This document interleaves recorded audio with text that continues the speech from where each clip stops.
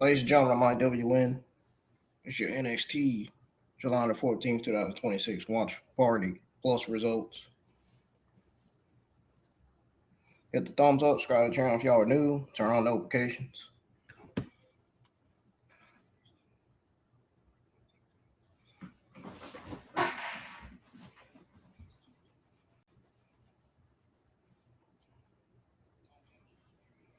We're already sitting at 939 subscribers. We're right back at that amount of subscribers again. So I am going to put the timestamps in the description for the Monday Night Raw review. So that way when a new audience tunes into the channel, they'll listen to the good parts. For anybody that wants to listen to the good parts of the review, we went over the news on Stephanie last night and the Mexico City preview live events. You know, though they pretty much hailing Raw and SmackDown and, you know. But we did go over to Mexico City, though they premium live events in regards to SmackDown and Raw taking place in that particular country. And remember, I said Backlash taking place in Mexico City would be great.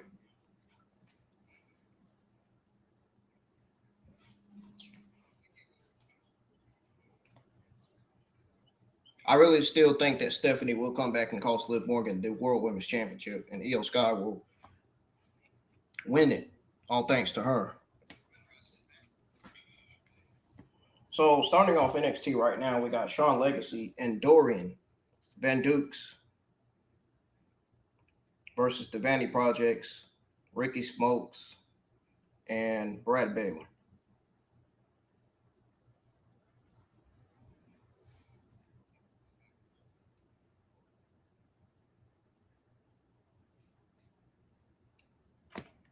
Well, it's looking like I'm gonna have to change it to a different background because this ain't gonna work. The backgrounds, the the design in the background is going too fast. I'm gonna have to change it to something else. This ain't gonna work.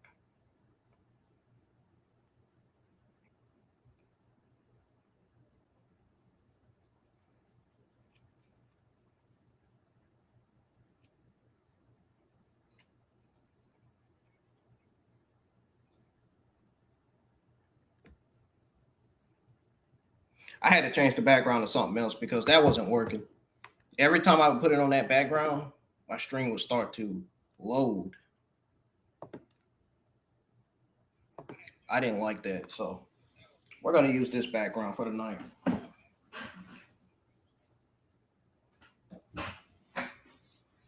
We are going to have that background on there. A good thing I uploaded an extra one.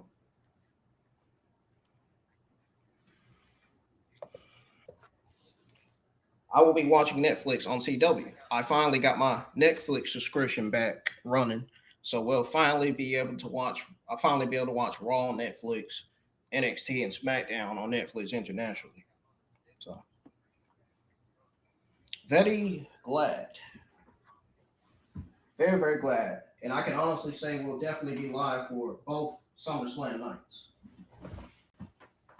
Because the subscription ends on the 18th, I believe. No, on the 14th, actually. 14th. We got NXT on a split screen commercial break. I have it on my TV screen, but I'm also going to have it on my laptop screen too, in case the VPN starts messing up the screen. If it starts messing up the screen, then I'm just going to watch it on TV. Because I just got my Netflix subscription renewed today, so.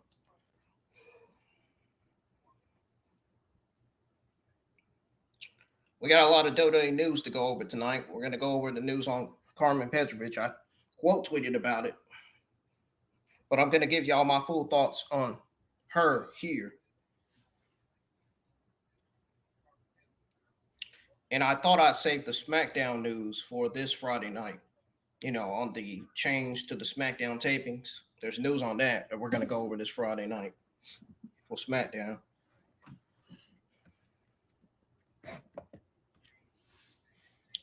You guys are starting to like the fact that I done started back, you know, doing the news stuff, you know, going over the news stuff on the live streams. I used to do that years ago. And now I'm back to doing it again. If you use my popular streams, you'll see what I'm talking about. You know, you have to click where it says popular on the live streams on the YouTube channel.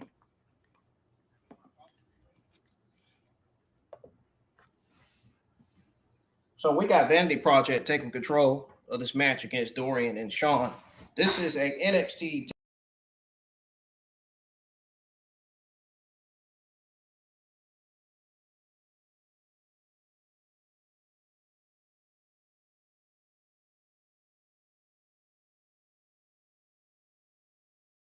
for everything. The review going over. So y'all can see me commentating live react.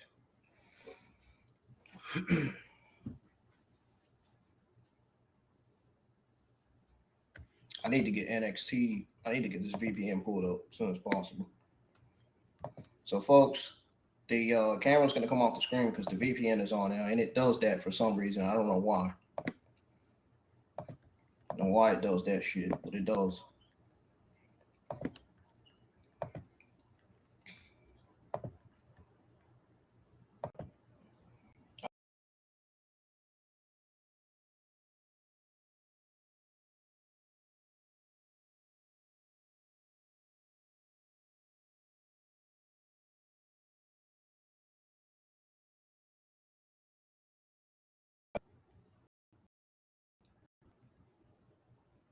Let's get these views up tonight, folks. Views ain't going up fast enough. We need to get more people in here, too. And showing a little clip of Zaria getting ready for her first WWE Women's NXT North American Championship defense.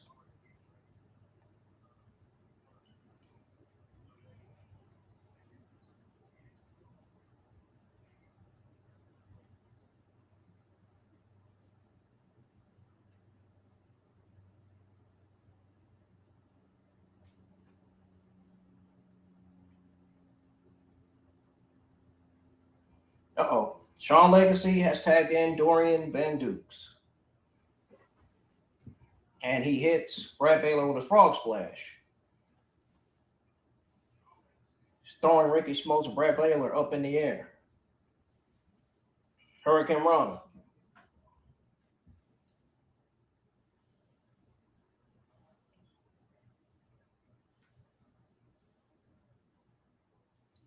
Oh, a moonsault by Dorian Van Dukes. And Brad Baylor kicks out. Match has not been that bad so far. I didn't get to put out my grade predictions, but I think right now, from looking at the card, it looked like another solid NXT. It looked like we're getting another solid NXT tonight. But the card looks solid on paper, like last week. NXT slowly getting their glow back. I see. Good thing to see, man. Finally. Been saying the whole time that the creative booking and writing needs to get better. And it seems like it is now.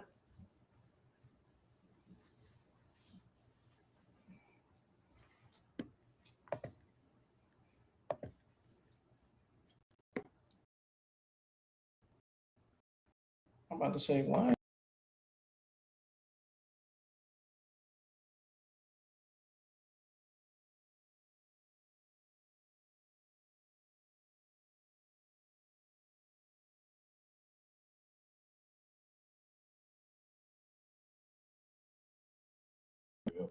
Uh-oh. This is where Sean Legacy hasn't even got back in the ring yet. Oh, Dorian got back up on his feet.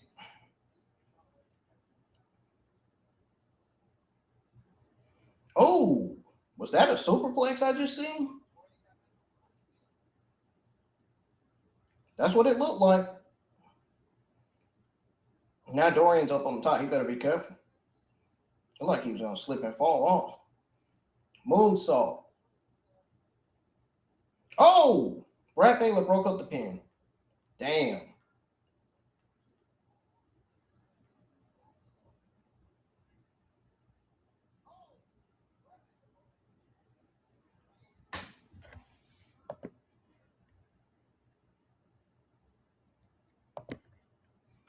Brad Baylor just broke up the pin.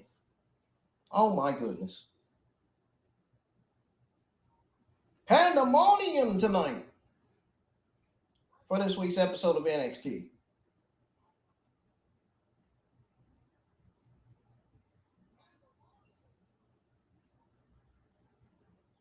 This is NXT Season 20, Episode 28.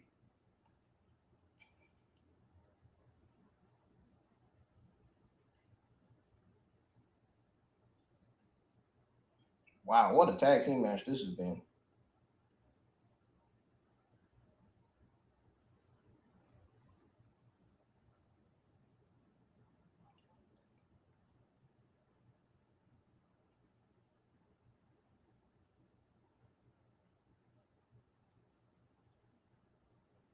Wow, these guys are really giving it their all, man, tonight. These guys are really giving it their all, man. Uh-oh. Oh, no. Lockwood got involved. Uh-oh. Yep, this is it. It's over. It's done. The Vanity Project retains over Dorian and Sean Legacy. Might as well say that at this point. Because they just hit their double team finisher. And just like that, it's over.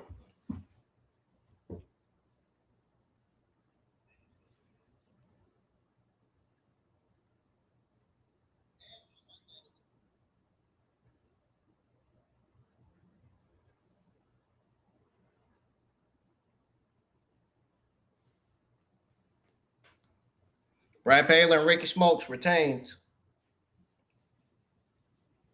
They retained their NXT Tag Team Championships. Let's see if we can get NXT popping up on here. Where is the UK server?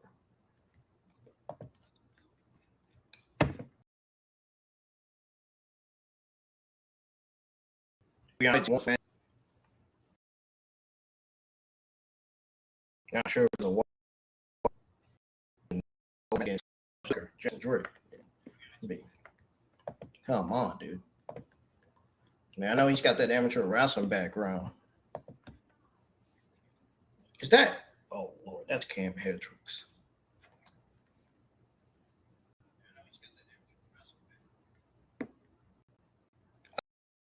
Oh great, it's Cam Hendricks.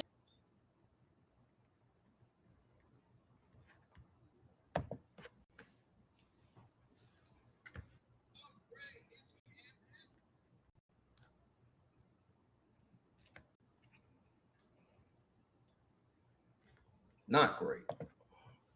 Not great, actually.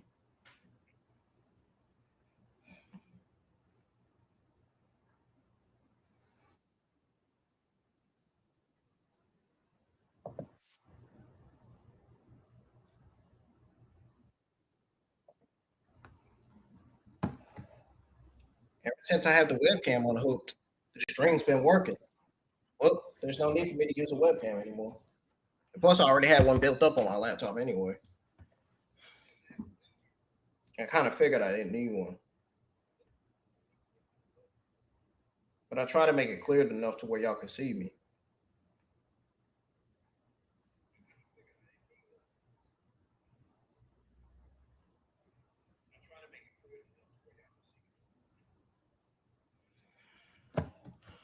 Karen Hendricks talking about said it's going to be some Showtime real soon. He said,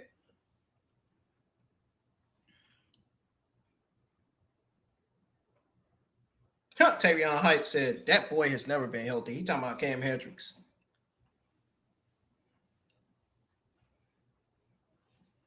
So the Vanity Project retained over Dorian, Van Dukes, and Sean Legacy.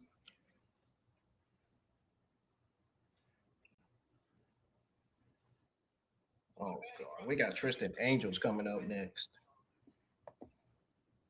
We got annoying Tristan Angels getting ready to come out to his themes.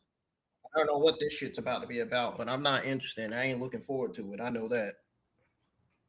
We got annoying Tristan Angels getting ready to come out to his themes. I don't know what this shit's about to be about. I'm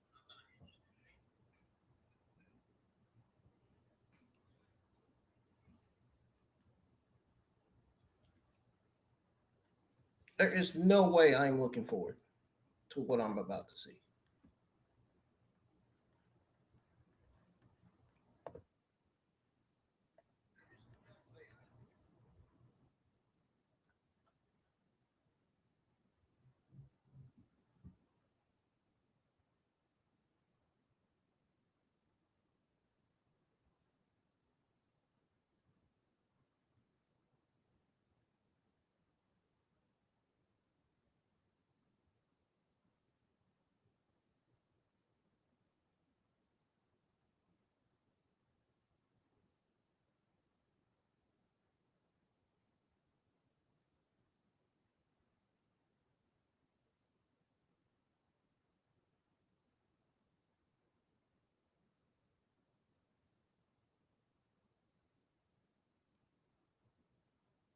The future is now.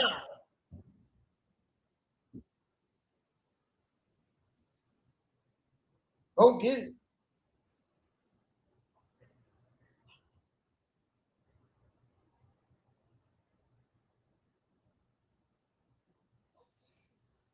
NXT is on a 1 minute 44-second commercial. And commercial. It says we'll be right back.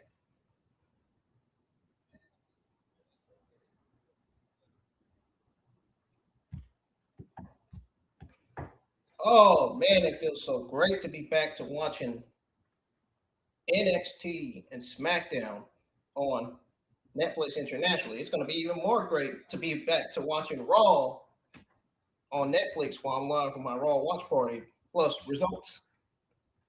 I wasn't lying when I told y'all that this week was going to be the last week I do a Raw review because it's going back to a watch party and results.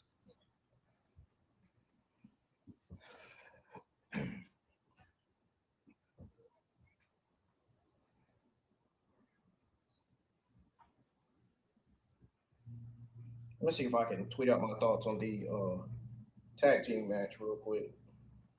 I need to come up with my thoughts on it because I just watched the whole thing. It wasn't a bad match, honestly. It's not getting a C grade, so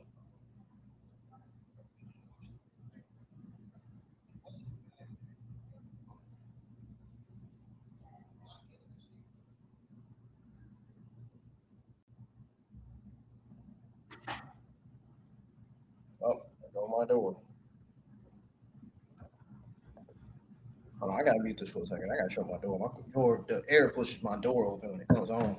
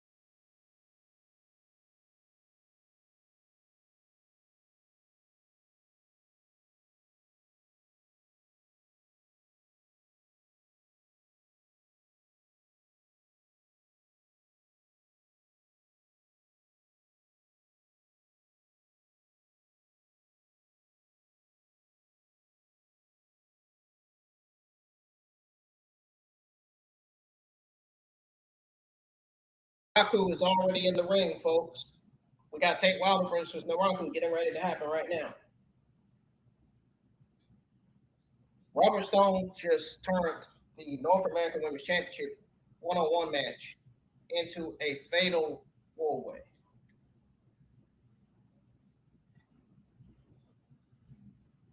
So we're getting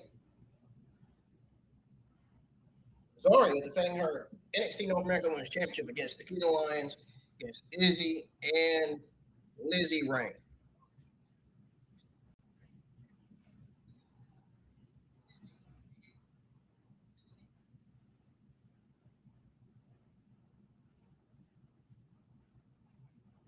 We got Tate Wilder versus NARAKU happening right now on NXT 20 episode 28.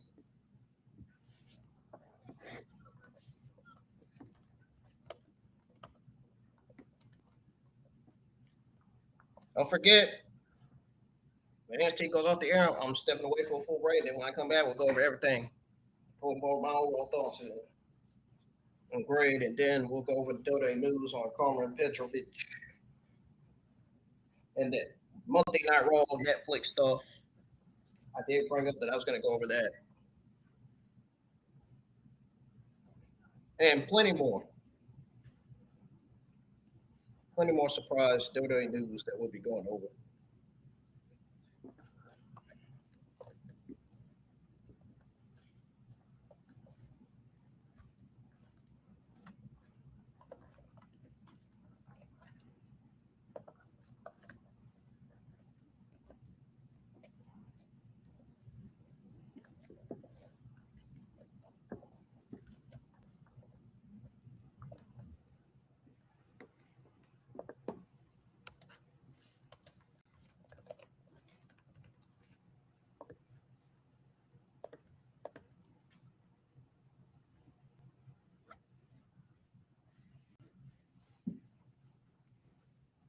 Uh-oh, there goes Tate Wilder.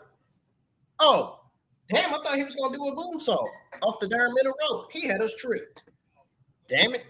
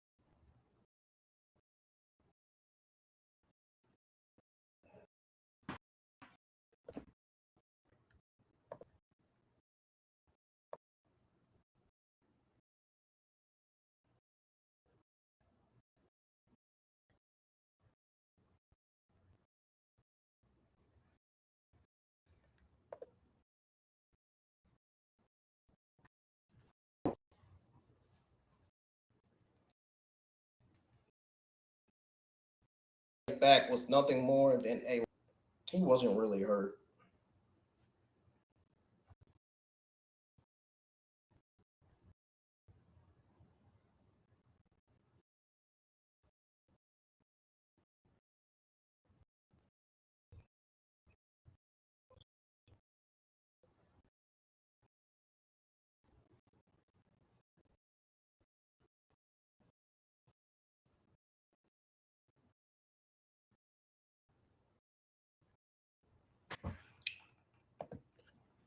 NARAKU was taking control of this match against Tate Wilder.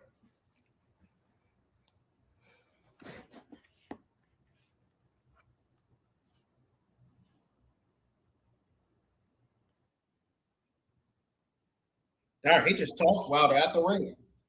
Damn. He said, I feel bad for Jim Danny. He's doing his job.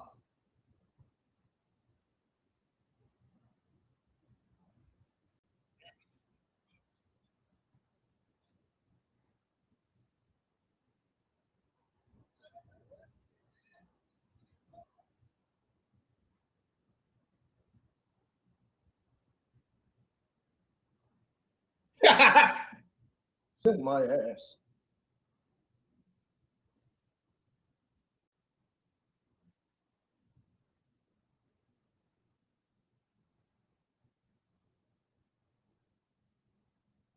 Into the cover. Oh, well, I thought he was going for the cover. He just punching Tech Wilder.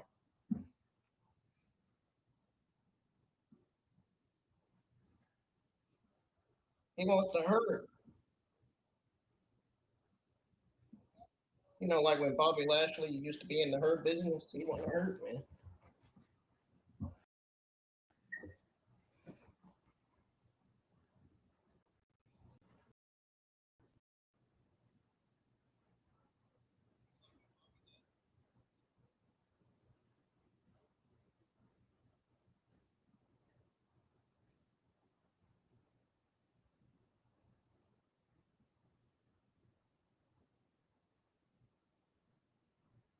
Turn the man's face.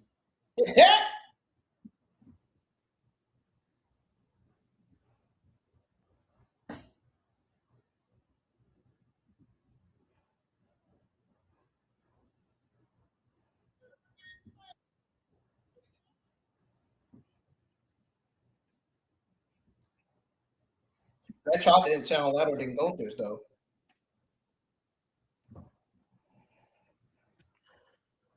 I've been saying, bro, Tank Wilder's punches are barely doing anything to NARAKU.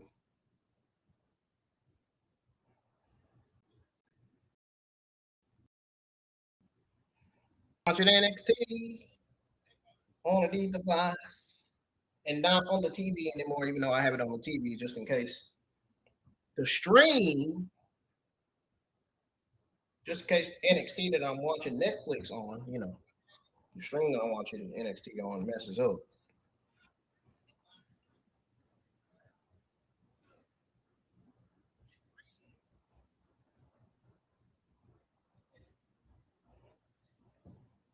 I can't stand his commentary, man. Most of the time, they just make the show kind of boring.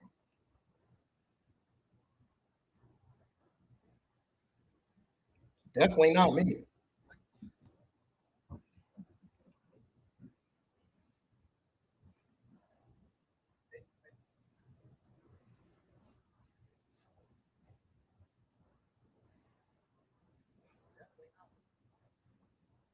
How long has this match? This match done lasted for what? 4 or 5 minutes now.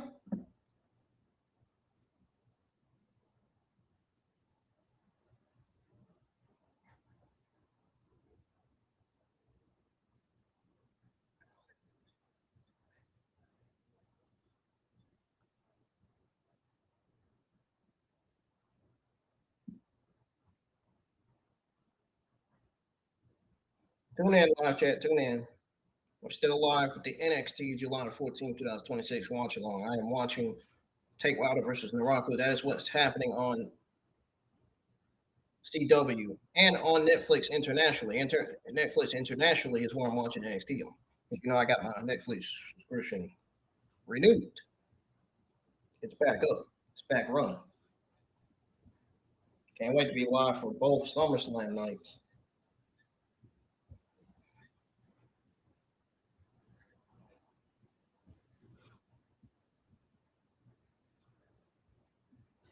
Hey, Wilder's fighting back. I don't know how the hell he can pick up NARAKU like that, but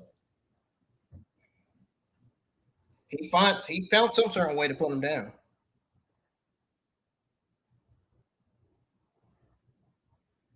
What the fuck? Sling Brave Black? Huh?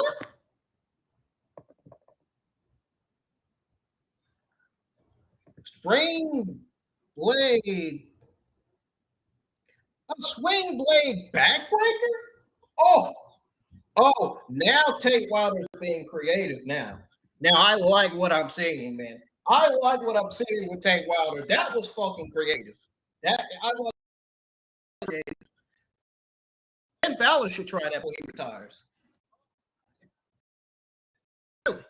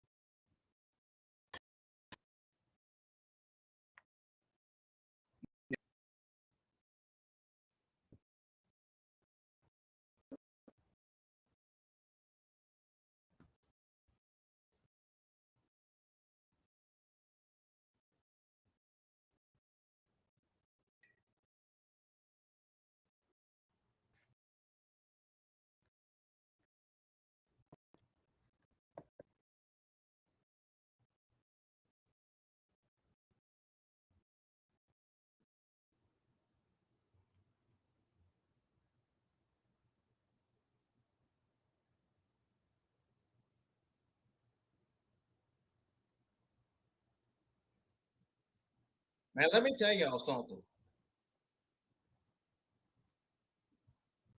That swing blade backbreaker, that was creative by Tate Wilder. I like that. I seen that and I was like, wow. How did he come up with that? I wonder, I'm starting to question who taught him that.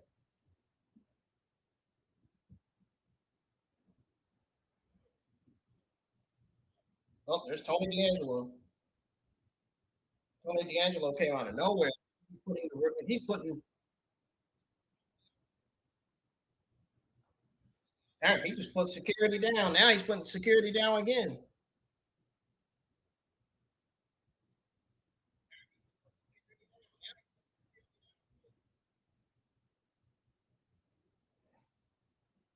Oh, Tony D'Angelo dodged the poison mist.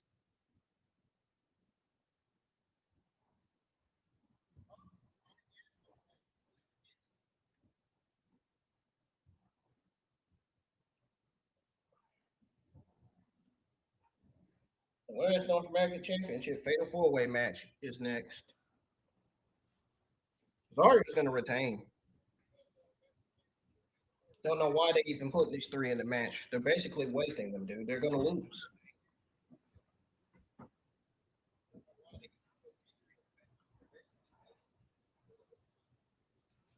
Zaria, it's too early for Zaria to drop that title. This is her first North American Women's Championship title defense.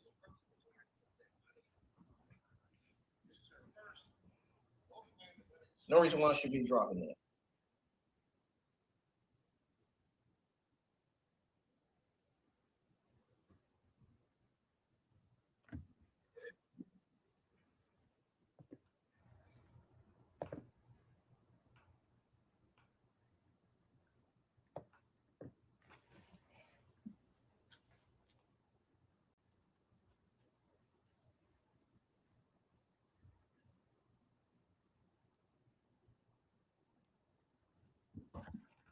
Well, this match is on. We can get this off the screen now. Well, this match is on. We can get this off the screen now. Well, this match is on. We can get this off the screen.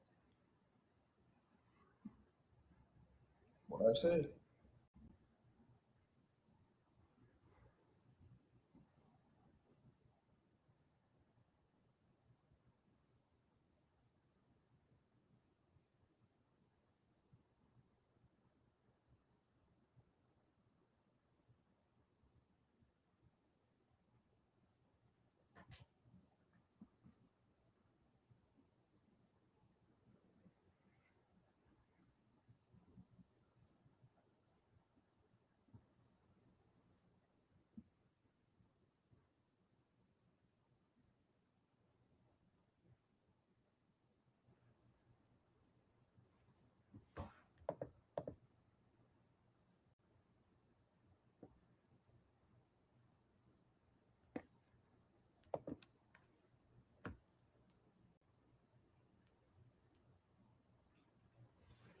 Uh oh.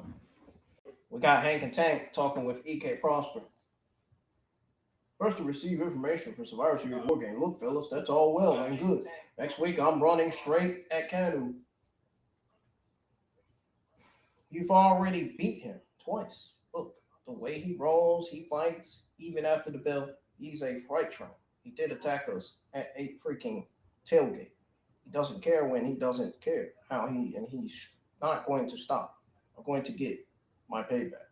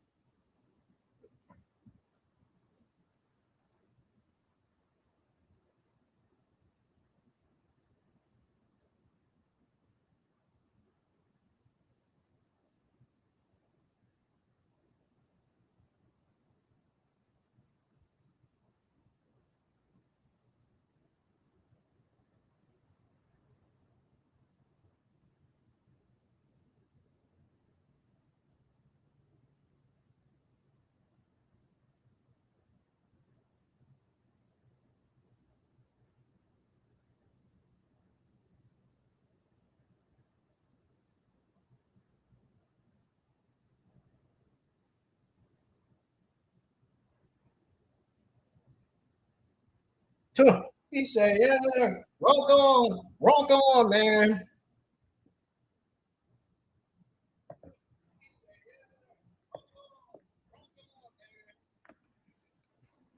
Here comes the NXT North American Women's Champion, Zaria.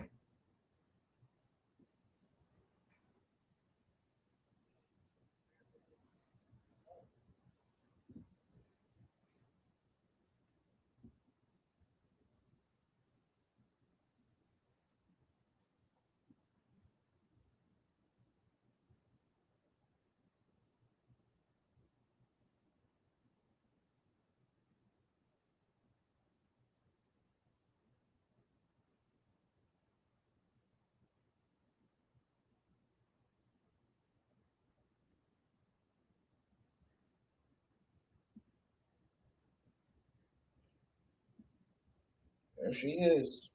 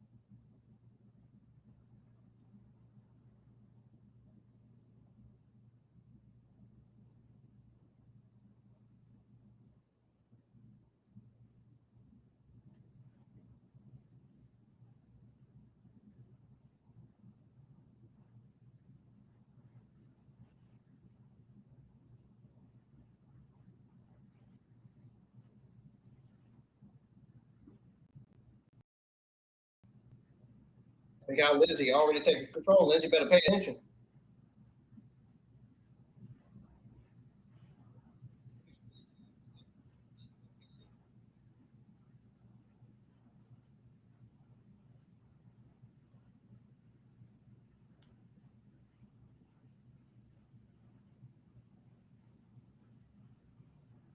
Oh, backbreaker by Izzi to Nikkita Lyons. Hit Nikkita Lyons. Nikkita Lyons kicked out.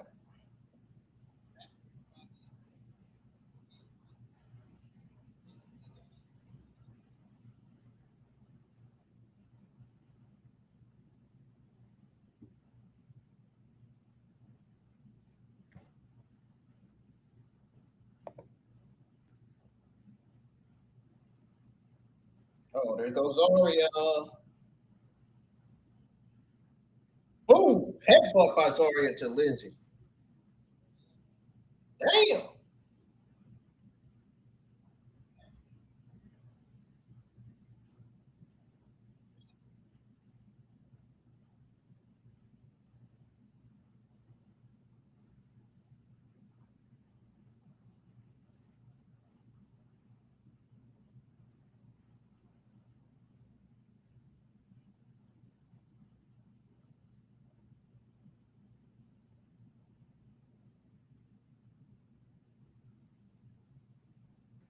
All four women know what's at stake, and they're all about to get back up. They were all down at first. Now they're all back up. Here we go. Here we go. We got these four women going at it, throwing lefts and rights.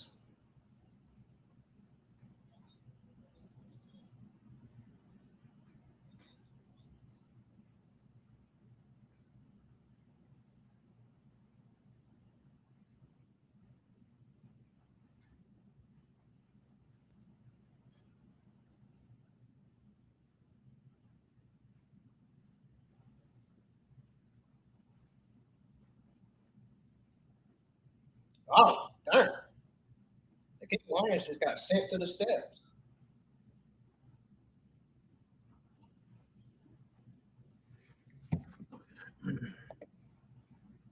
Sorry, it's pounding that conversation.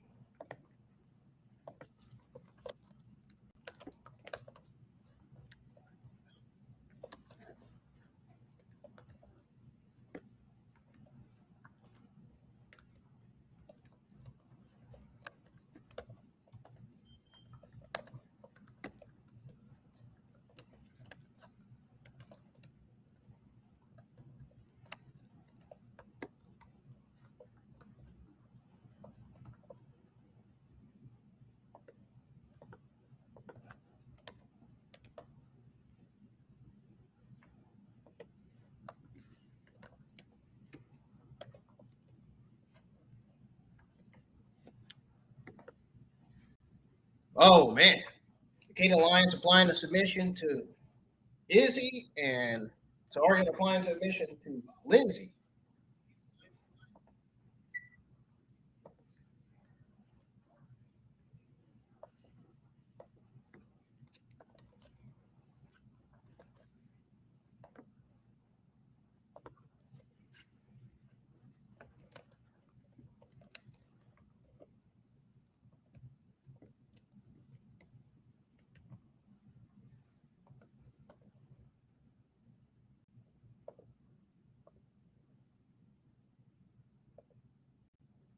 Darn. Zaria got Izzy in her clutches on the middle rope. Uppercut to Zaria by Lizzy. What is Lizzy about to do? She better hurry up before somebody. Hurricane Rana. Making it rain with the Hurricane Rana to Zaria. And the King Lions and Izzy breaks it up. Both of them.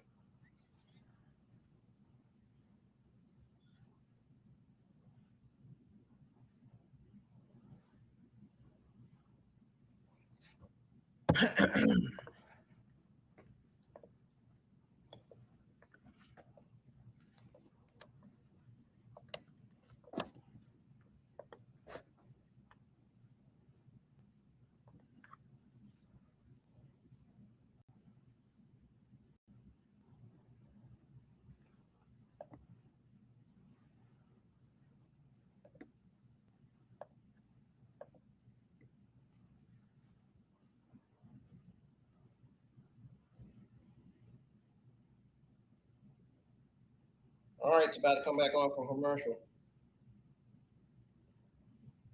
It's back on air. It is back on air.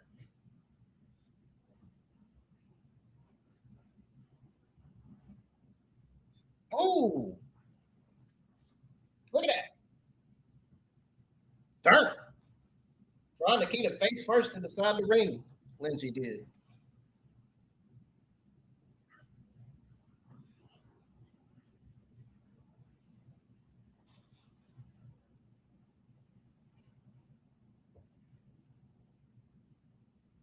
Double clothesline. Both women had the same idea. Kelani Jordan getting ready for her match, putting on flexibility. The standard, the golden, Miss Golden standard.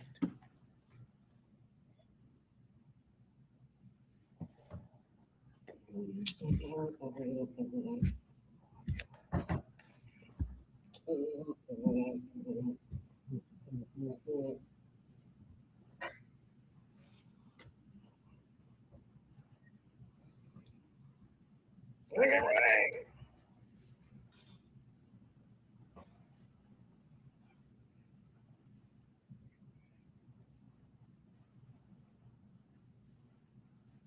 Spine Buster to Nikkita Lyons by Lizzy.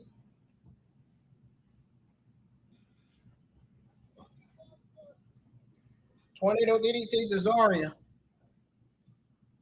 And a clothesline to Izzy. I mean, a clothesline to Lizzy by Izzy. I'm about to get their name mixed up.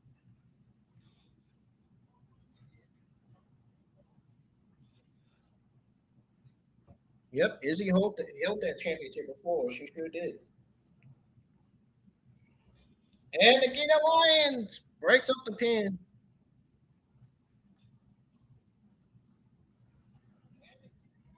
Oh, clothesline. Boom. Super kick to Izzy by Nikkita Lyons. Double underhook. Like bomb. That banana split, man.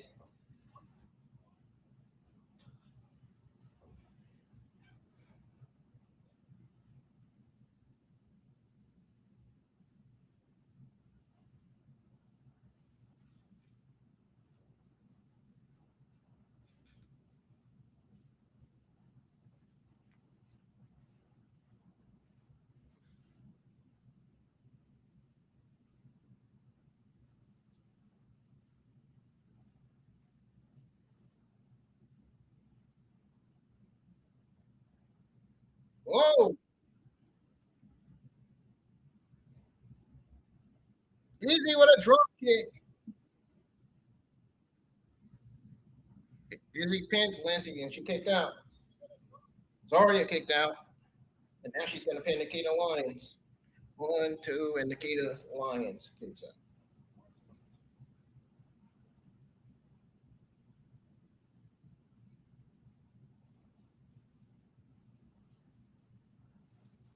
Lindsay's smart. She thinks when she wants to.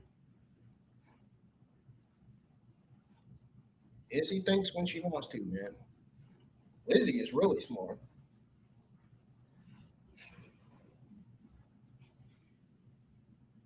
Oh, what the hell?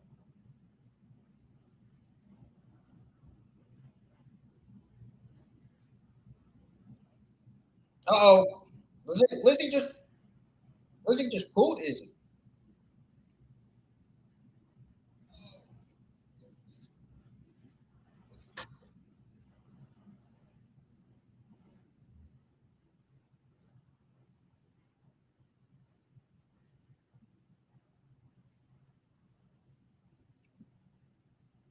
Zaria saved her fatal four-way North American Women's title match.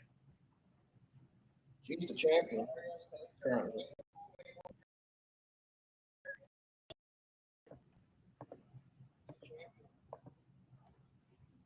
Uh-oh. Now we got Izzy and Zaria throwing hands in the ring.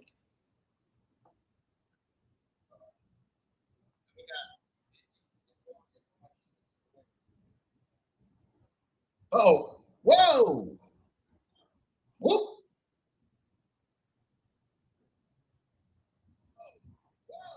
Oh, darn. Took out Nikkita, Lizzy, and Izzy.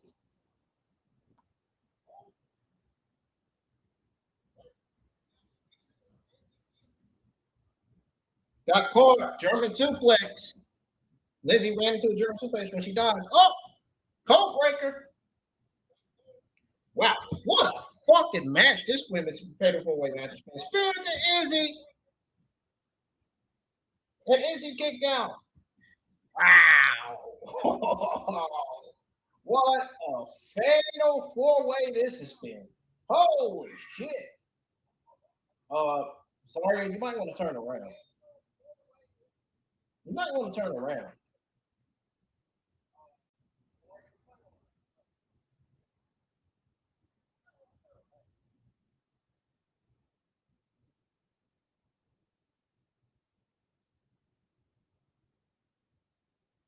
Boom.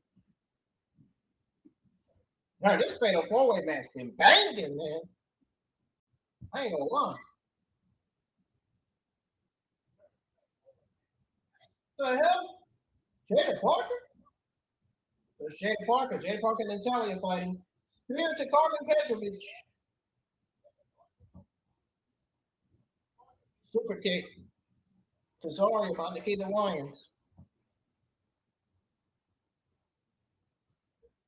Here to Nikkita Lyons. Zaria's own version of her F5.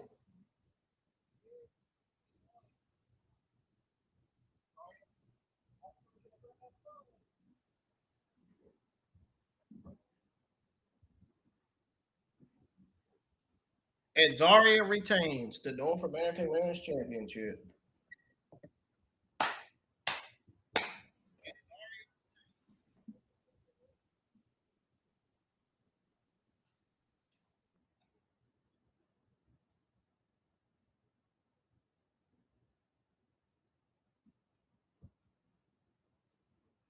Yeah, we see you, Zaria. We see you.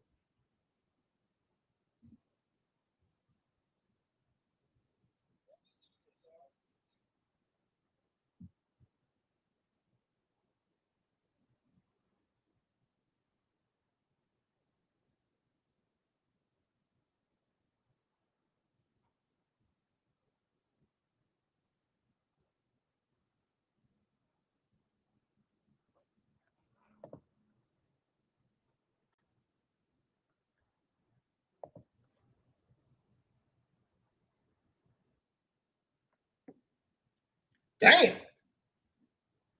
Zaria took out Petrovich and then the King Lions. The path of destruction continues for Zaria.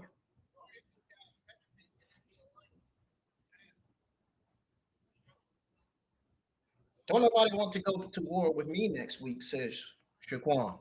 You haven't even anybody had it for. These damn subtitles is going so fast, dude.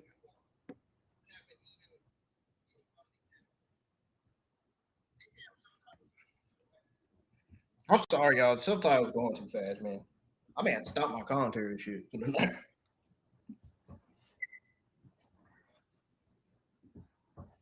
Don't nobody want to go to war with me next week. You haven't even anybody a friend.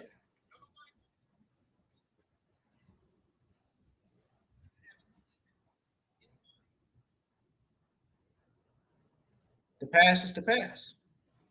But if you're looking to make friends, you have the best way to celebrate if you win.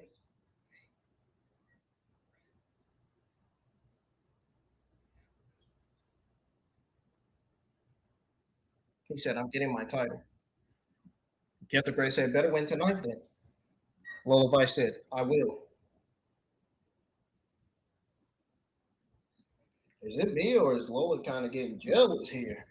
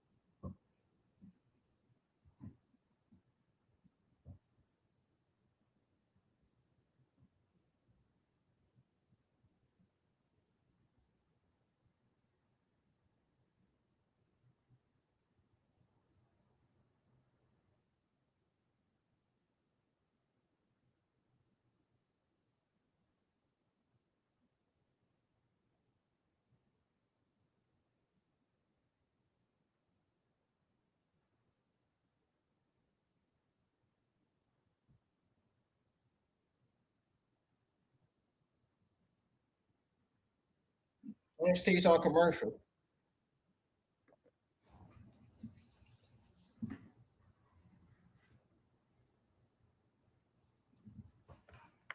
Oh shit. I got an error on screen. Darn it.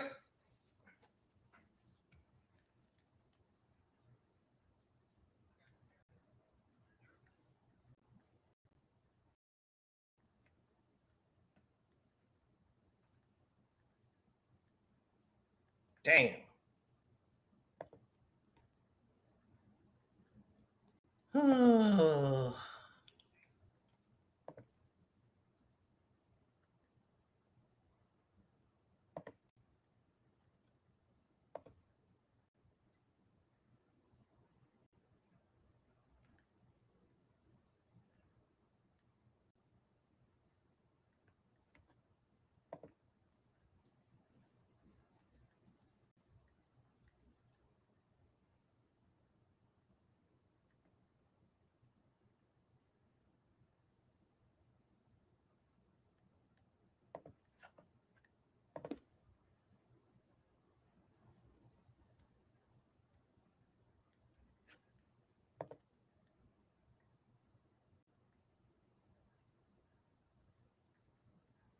Damn.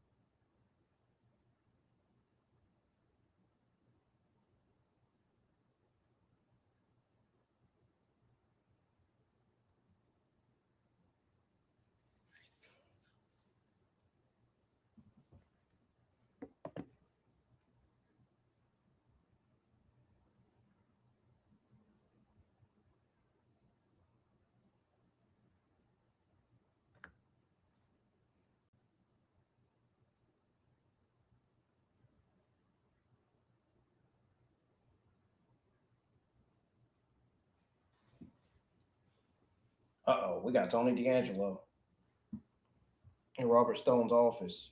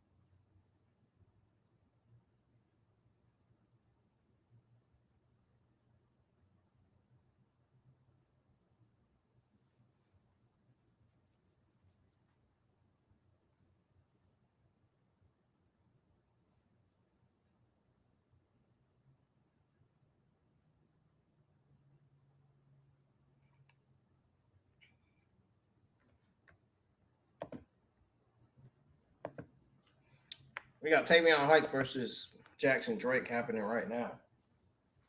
Jackson Drake is taking control.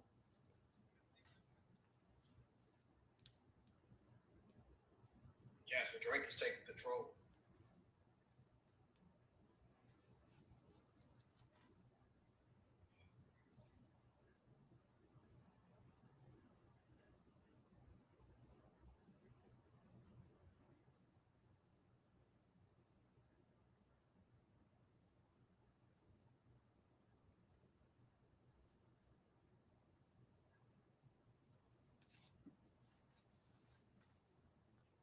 Jackson Drake is still standing up. He hasn't on Heights yet.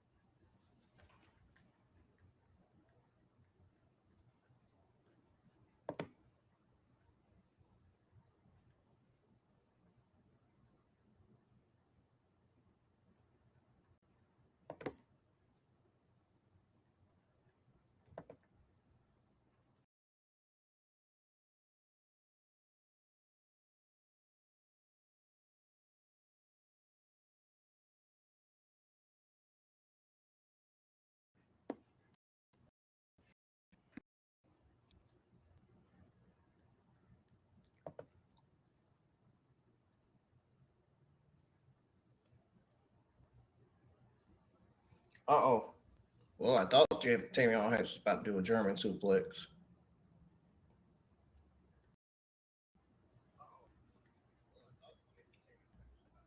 Jackson Drake was able to get out of it, though.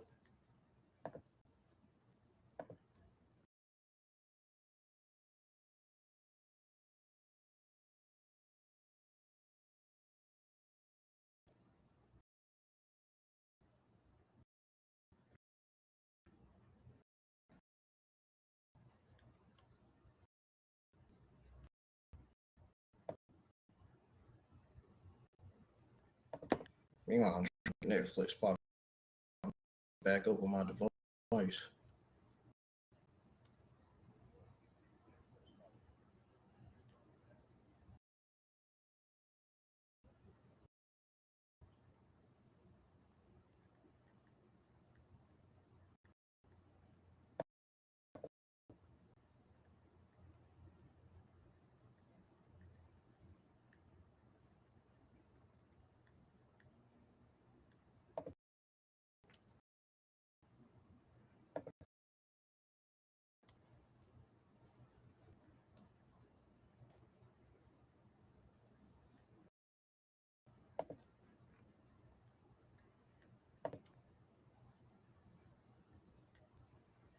All right.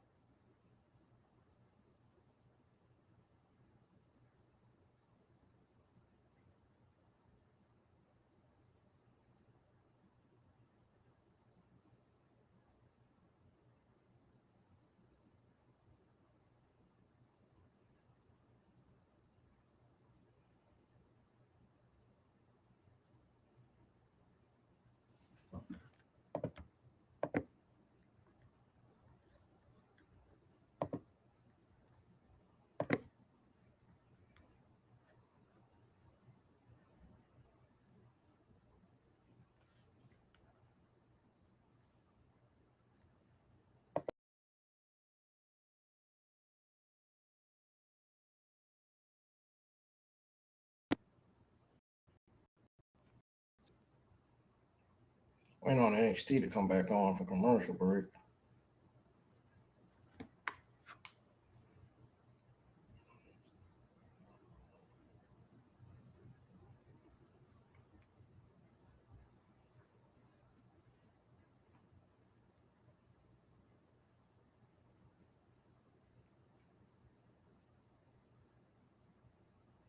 There it is. It's back on. Oh, a cutter from Jackson Drake to Tavion Hikes. They just show a replay of that. That cutter connected too.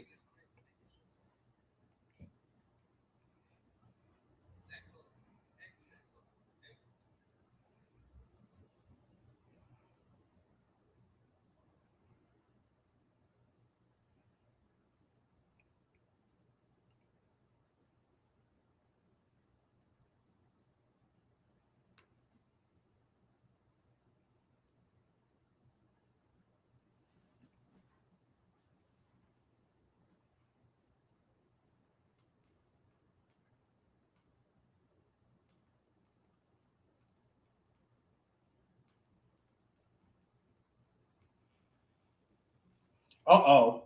Jackson Drake just messed up the left knee of Tavion Heights. Oh, Lord. He's favoring his left knee. That looks concerning.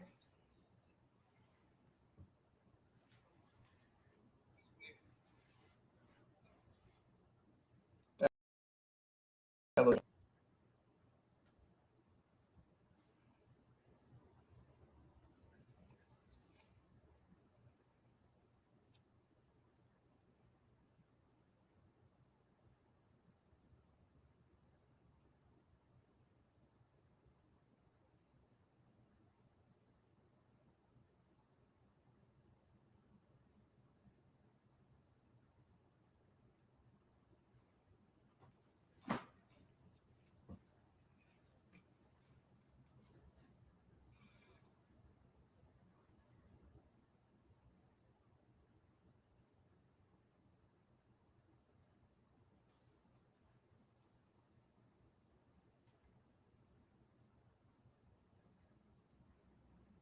Uh-oh. Submission locked in. This could be trouble for Jackson Drake if he don't get that up. He grabbed the rope in time. He grabbed the rope.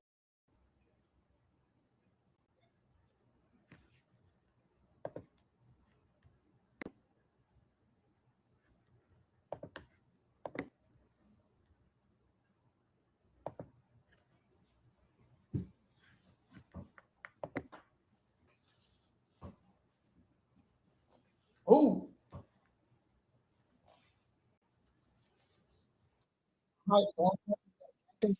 Trying to get back in it. He trying to get back in it. Oh! What a move by Tavion Heights.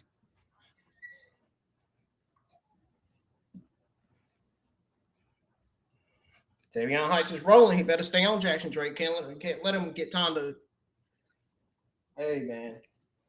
Can't let him get breathing room. Watch out for Michaela. Watch out for Michaela Lockwood.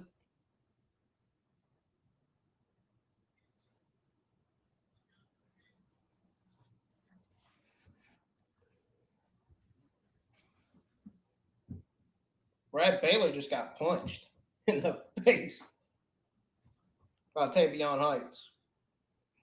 We're getting close to the end of the show, folks. What? Jackson Drake rolled up Tavion Heights for the 1, 2, 3? No way. No way he just cheated to win that match. Like I didn't see that going. Come on.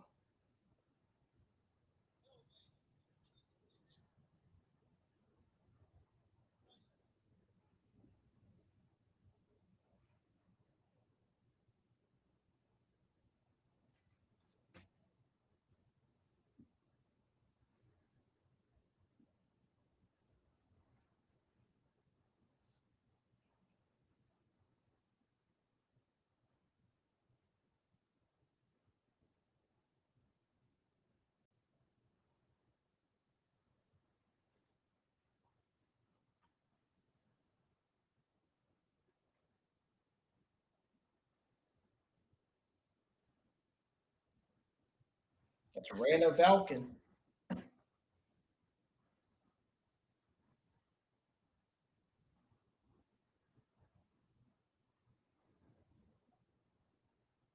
The first Dominican superstar, Rana Valken.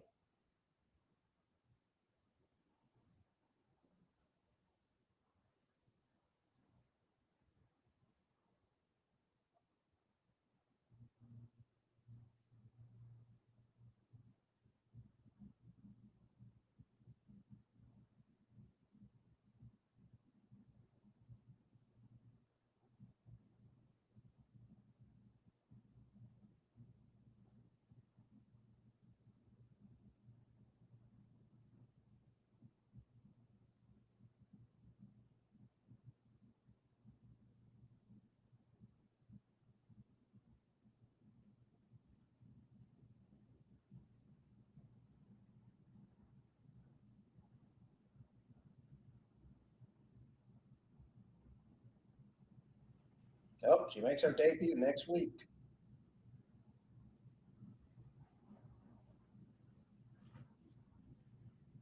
Rana Valken makes her debut.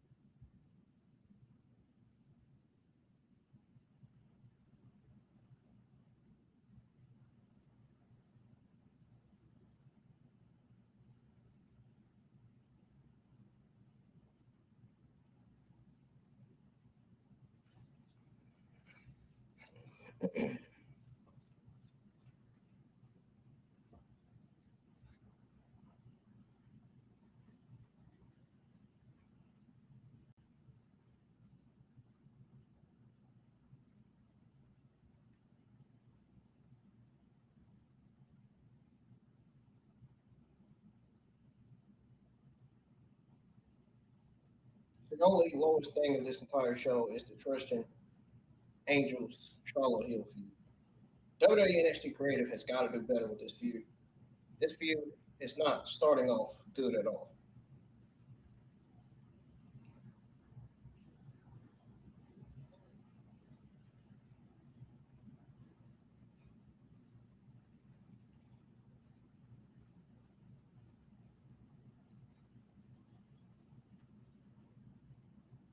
This shit was fucking terrible. And I mean that in a serious way.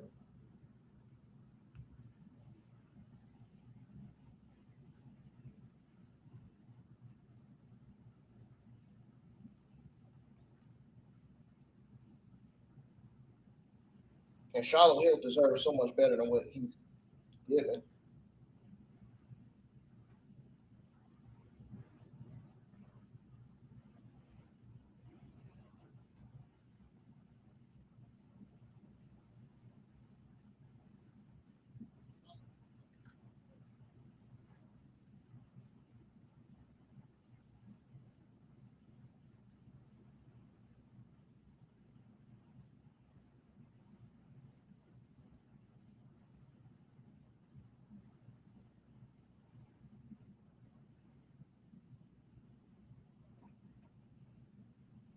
God, this company is a disgrace, man.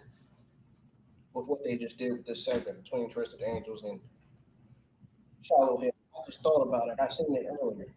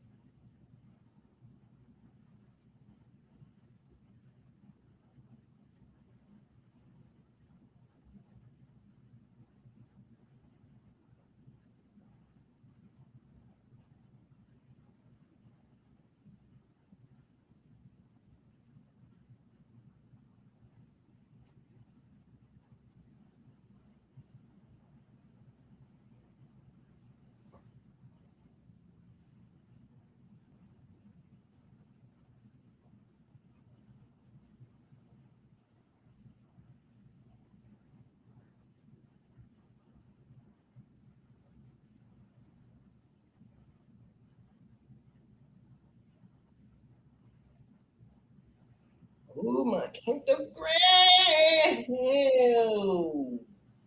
It's it's Kylie Armstrong.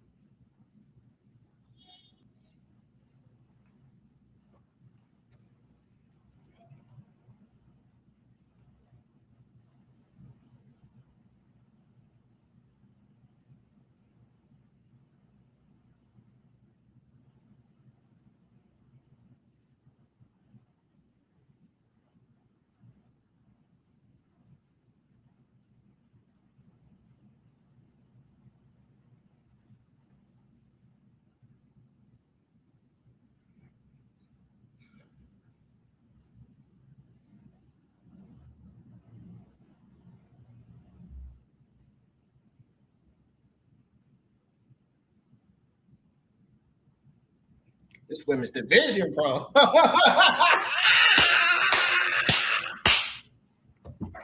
love it, man. I love this. I love this women's division, bro.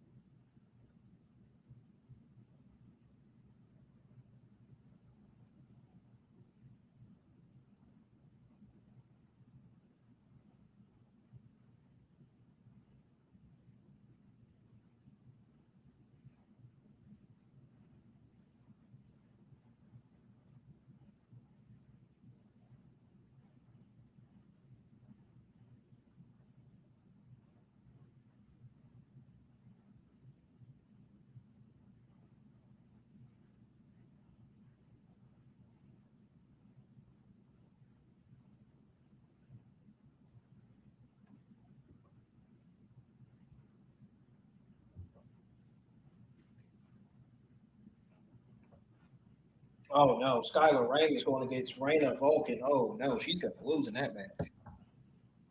Man, she's gonna lose that match, man. Yeah, I got my concern about Skylar, man. She's really gonna lose that. I just don't think. I just don't think she's gonna survive Raina Vulcan. The size of that woman. Hope she knows what she's getting herself into.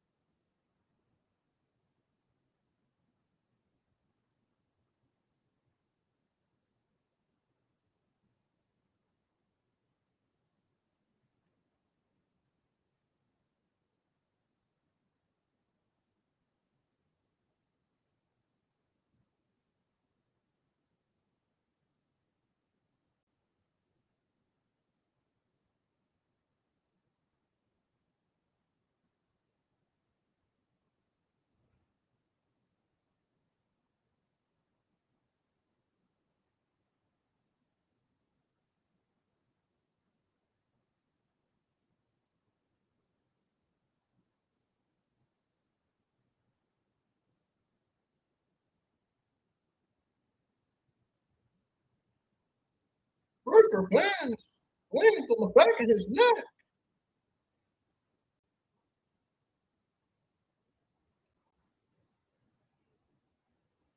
Yeah, the crowd ain't been loud like they were in the first hour. It done quiet down. By the time the second hour came, it quiet down real quick.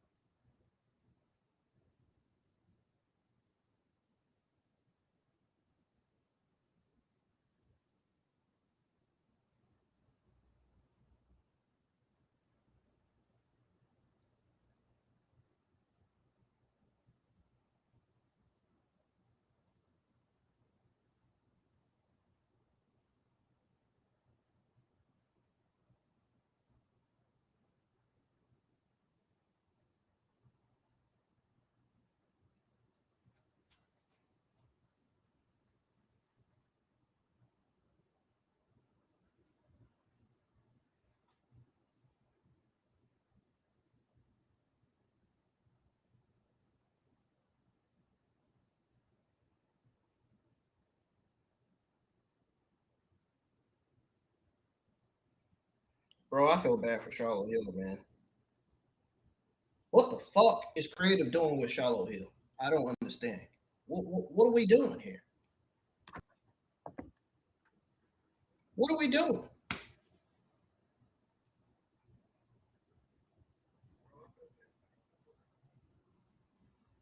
The way they're doing Charlotte Hill has just been fucking awful, dude.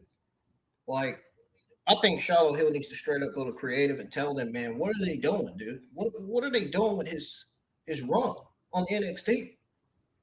Something ain't right about it. And it ain't got to do with him, it's got to do with creative and his shit ideas. It ain't the talent's fault that they don't get over, that they fail. It's the decision that creative and the Triple H administration and TKO all be making. It's ridiculous.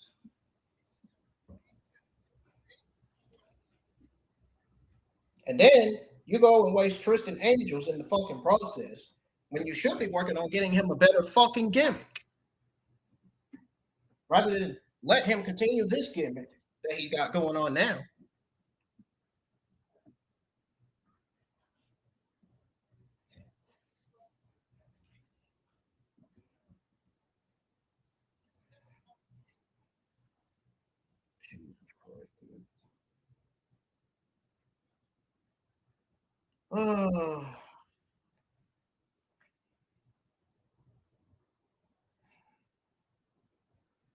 I don't get it. I don't.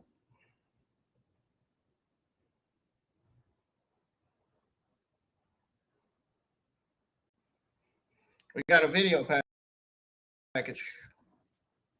Sean Spears about the cooling, and I guess himself.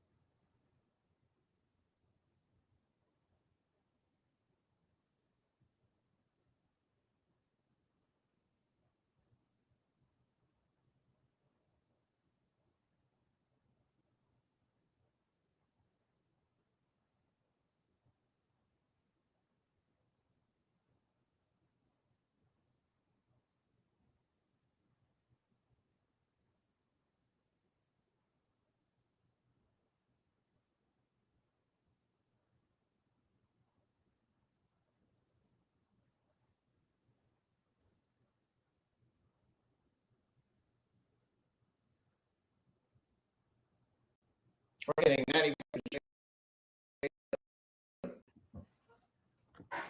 and they better have Jada win this fucking time too, or I won't be fucking calling out creative like a motherfucker. I am. I'm administration.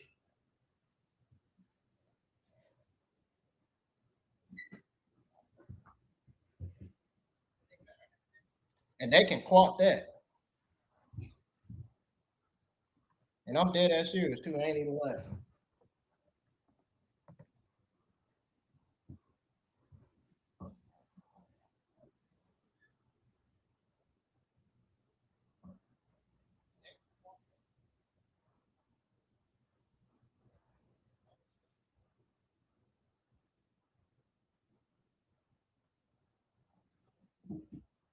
I really enjoyed that Fatal 4-Way women's match for the NXT North American Women's Championship. What a banger that was. And what a banger this is about to be.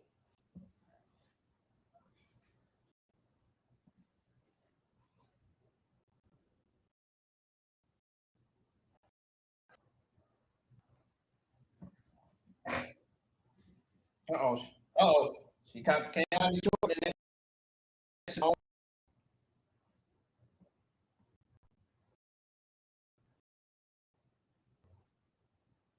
Look at you. What are you talking about? What are you talking about? What are you talking about? You know how many times he done said that? He's still saying that shit.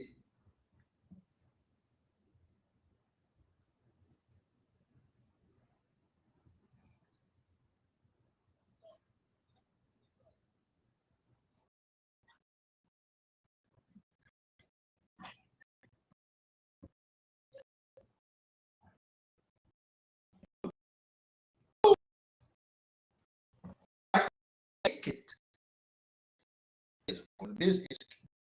The business.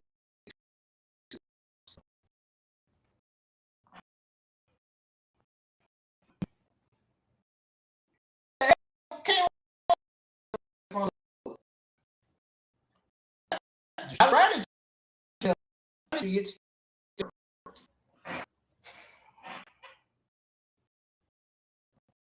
we're gonna see. Oh, Jordan was talking too much trash. She didn't realize that Lola was coming after her. Oh, she does now. She just put the beating on Lola. Whoa! Karmen Armstrong just clotheslined both Lola and Kelani Jordan.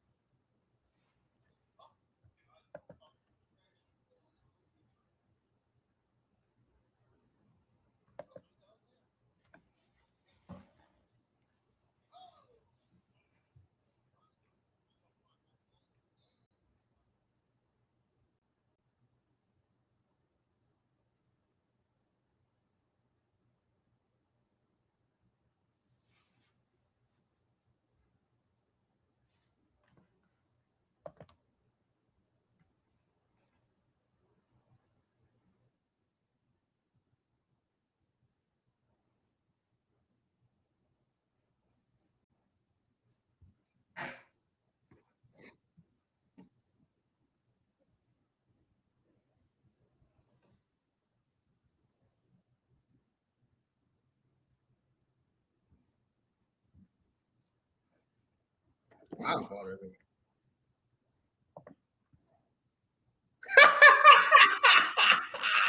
What the?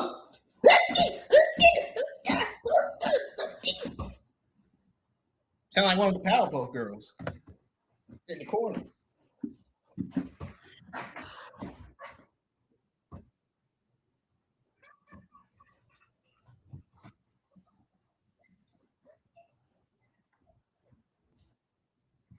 Oh no! Lola kicked out at one, and Kelani. I mean, that's what I get. Thank you. Wrong. Highlight Armstrong kicked out at two.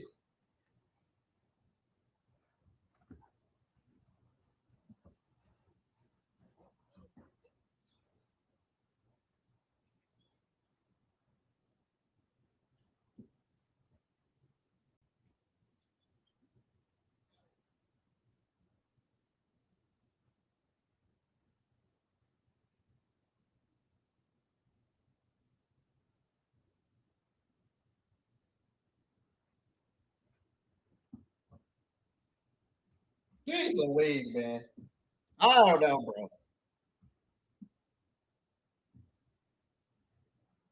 I didn't see nothing, Booker T.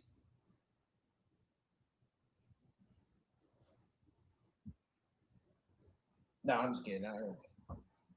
Oh!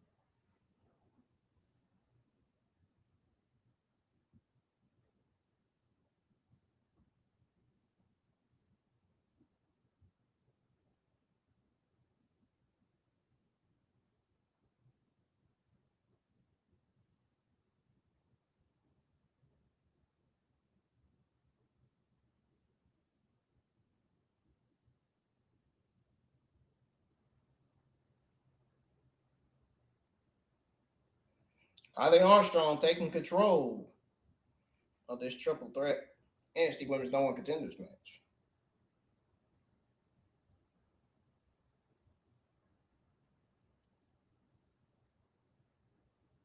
Hee hee!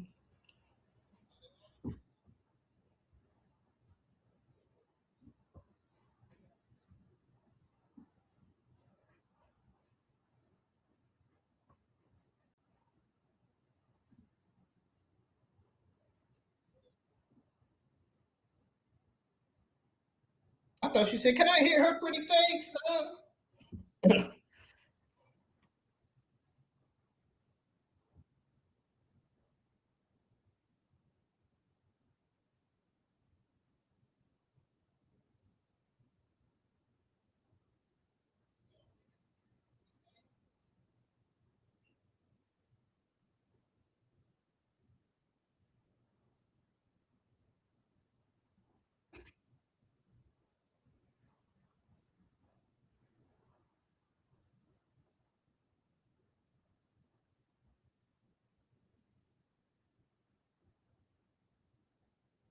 Damn. Kelani Jordan just chopped the knees to Lola Vice.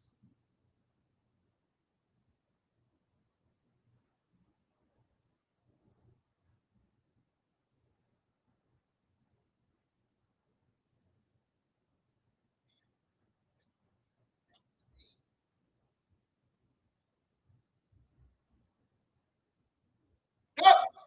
They was dancing and then Kelani Jordan just tricked Armstrong.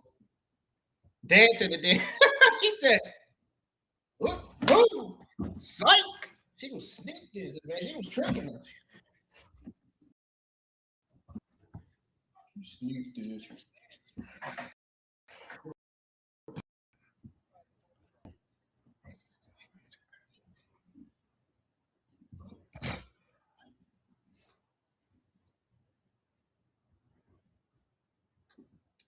Sneak this. Oh, coleslaw from Kylie Armstrong.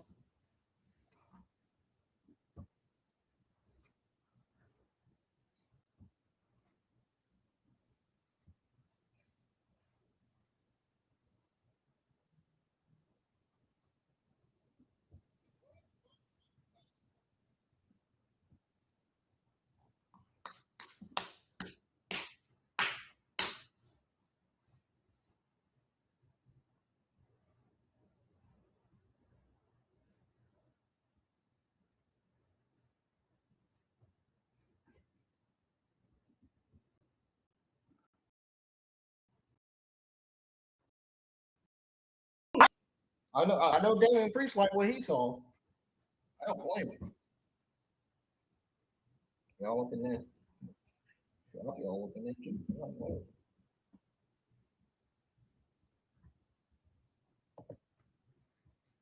Oh, whoa! A stomp to break up the pin by Kelani Jordan.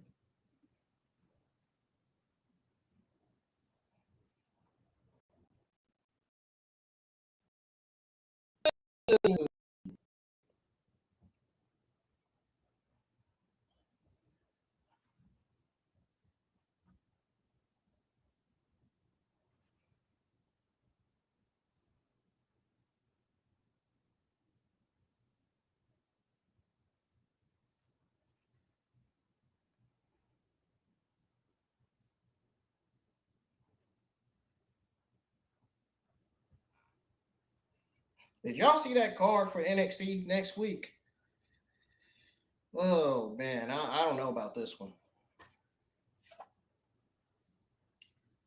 Looking forward to seeing Reign of Falcons debut, but I think outside of that, eh, outside of that, Jada Parker, I don't know. I don't know, man. The card for NXT is just it looks slightly different. It the last two.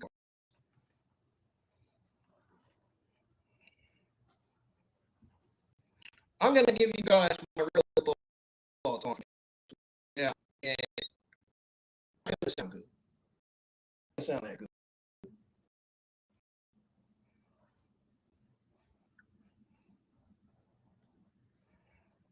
I mean, Natalia versus Jada makes sense. They're feuding. It's a story. As long as it's a story. If it's not a story, it shouldn't be booked twice.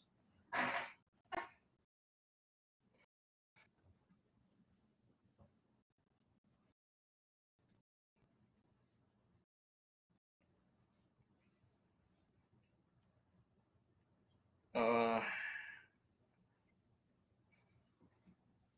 that card for NXT, man. I got my questions.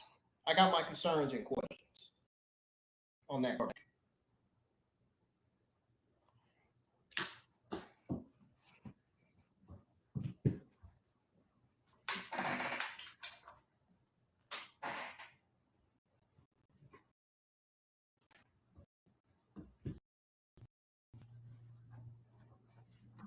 Uh oh. Uh oh.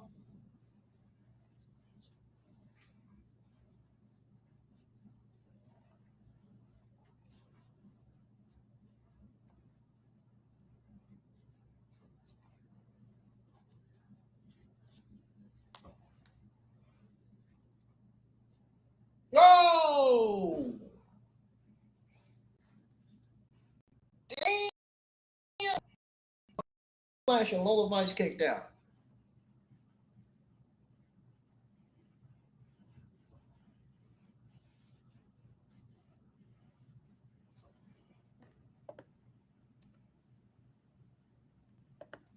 It's number one contenders, triple threat. NXT Women's Championship. This match been rolling, man.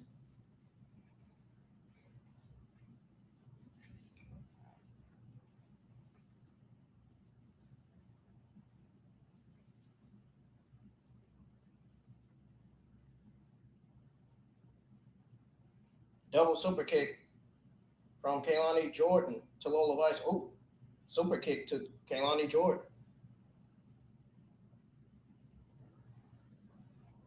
You better stay on her, Kylie. You got to stay on her, Kylie, because you're giving Kelani Jordan too much time to get up.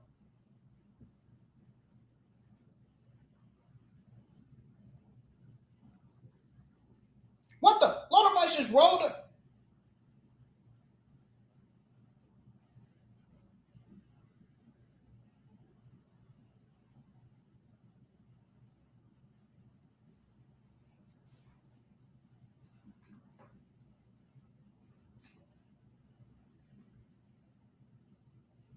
Botch. Botch.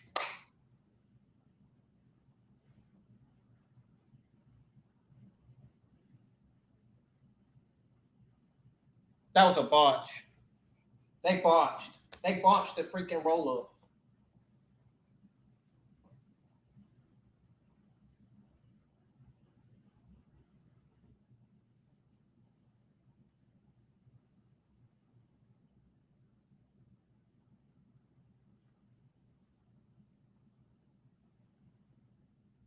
Oh, well, damn, Lola. I didn't know she was doing all that, man. I didn't think she had that in mind. Woo!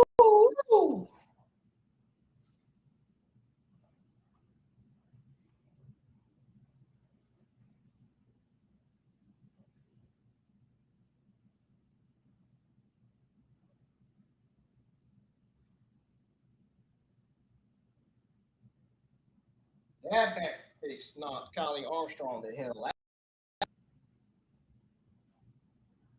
Then a 450 on Kylie Armstrong. She took most of the damage at the end of this match.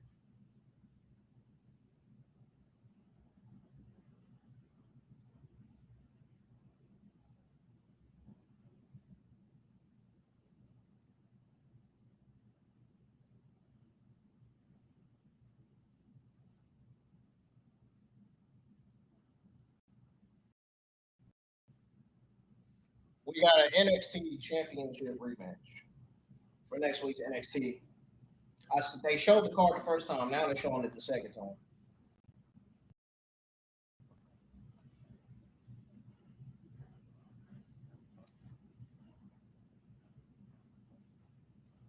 I have a feeling the baby faces are going to get crushed in this match by Dark State. I'm not liking this. See, this is one of the many reasons why I got my concerns about the show. I don't think they're going to make the right decision.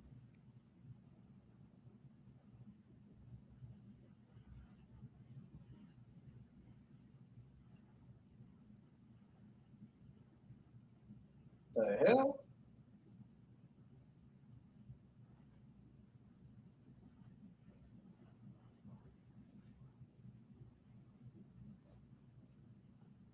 There we had NARAKU and Tony D'Angelo going at it in the parking lot to NXT. Damn.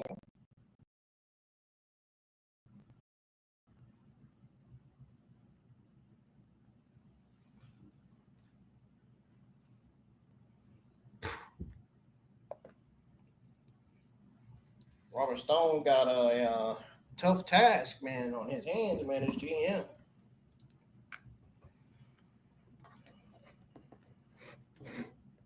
Tough task is.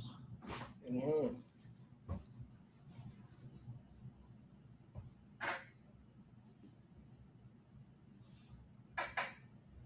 Well, folks, I'll be right back. I'm going on a full break.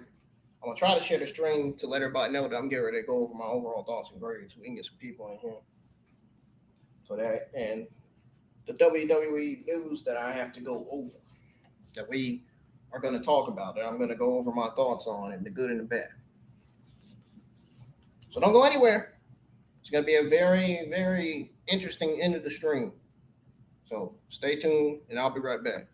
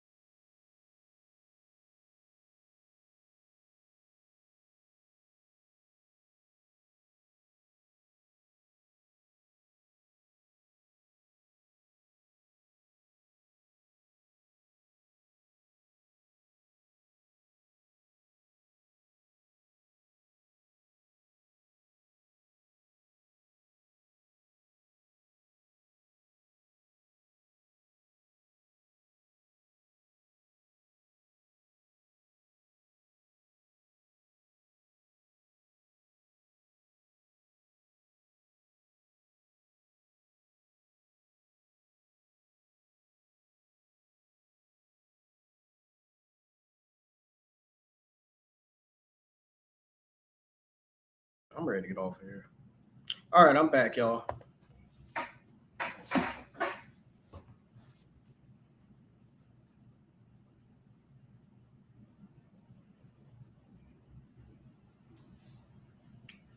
gonna go ahead and go over my overall thoughts and grade on NXT season 20, episode 28. And then we'll go over the Dorian news on Karmen Petrovich. I'm not gonna bother going over the news on the Raw Netflix library stuff since I have renewed my Netflix subscription. And tell you the truth about it, that news is not even that important anyway. I realized when I looked at it, I just realized it was a waste of time. So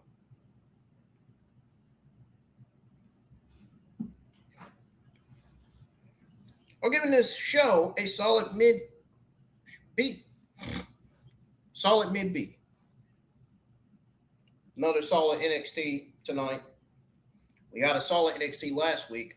And next week's card looks a little mid. Actually, it looks very, very mid. Yeah, outside of Raina Belkin's debut and Jada Parker, this card looks very fucking mid. The card for next week, NXT. We're going to go over those matches for next week, and then we're going to get out of here. Well, then we're going to go over the Dota news and then get out of here. But like I said, solid mid-B show. First match, we had Vanity Project and the Vanity Project, Brad Baylor and Ricky Smokes with Jackson Drake and Michaela Lockwood retaining the NXT Tag Team Championships over Shawn Legacy and Dorian Van Dukes. This is your NXT results, thoughts, and this is my NXT results, thoughts, and grade on the show. So this is basically the results.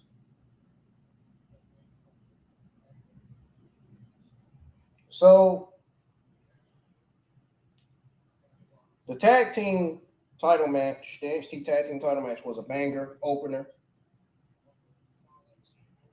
We got Cam Hendricks heated with Tavion Heights and Miles Bourne backstage. OTM confronting Birthright with Lexus King trying to cause a rift between Bronco Nigma and Lucian Price. Second segment was Tristan Angels and Shallow Hill. I'm sorry, that Fog 2 stuff was just, oh my God. Don't.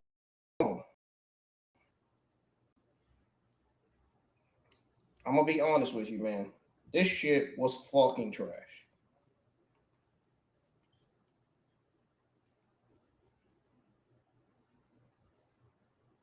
What are we doing with Shallow Hill? Shallow Hill deserves better. Does Dota NXT Creative know how to book Shallow Hill, or do they not know how to book Shallow Hill? Because to me, it's looking like they don't know how to book Shallow Hill. They don't know how to book him better. They don't even know how to book Tristan Angels better or give him a proper gimmick to go with. That whole thing was just not it for me, man. Let's start having Shallow Hill as one of the best top baby faces of the NXT men's division. Let's start putting a title on Shallow Hill and giving him a push that he deserves, something. Because why do we got him in the waste of time feud with Tristan Angels? I mean, I'm really just struggling to understand why the NXT creative decide that this was okay or this was some sort of good idea.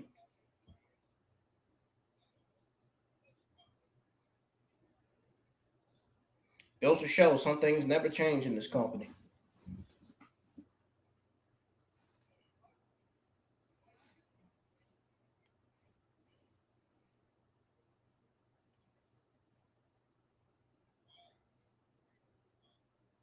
But if I could think of a time they need to start pushing Shallow Hill, I think it's now. Now's the time to start doing it. If you're gonna turn him heel, turn him heel. Have him be the best heel on the NXT men's roster. You're gonna have him as a face, have him be the best baby face on the men's roster.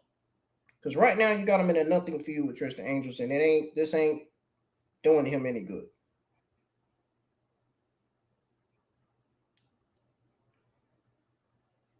Like I said on Twitter X, and I was honest about what I said too. Shallow Hill, he's got the looks, he's got the size, he can actually work. Yet, like I said in this segment, they had him doing pretty much just awful shit, like cheap horror skits on a throne. He should be in there. In other words, what I'm trying to say is, what I mean by him getting the push, he should be in there wrestling, being a monster heel, or that good baby face. Not this stuff. Please, can we free Shallow Hill from this feud with Tristan Angels, man? Find him something better.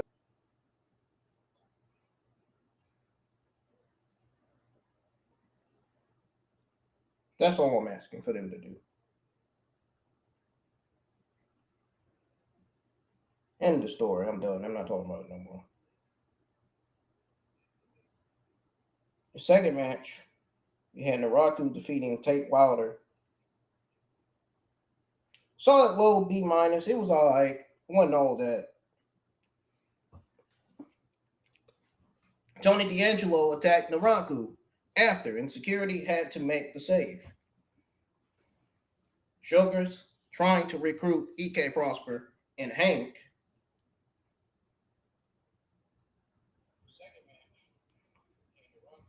And Hank and Tank.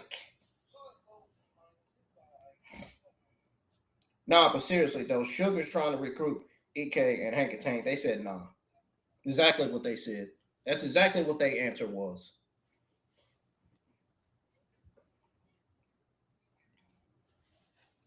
The third match was that banger fatal four-way for the women's North American title, man. Zaria retaining over Izzi, Lizzy, Rain, and Nikkita Lyons with Natty and Karmen Petrovich at ringside. Spears, F5s, German suplexes everywhere. I love this NXT women's division, man. Fourth match, Jackson Drake going one-on-one with Tavion Hunts. With that daggone cheap sunset flip after Baylor got on the rope. This was also a solid low B minus. I hated that finish. I hated it. I fucking hated it. Even though Heights was working.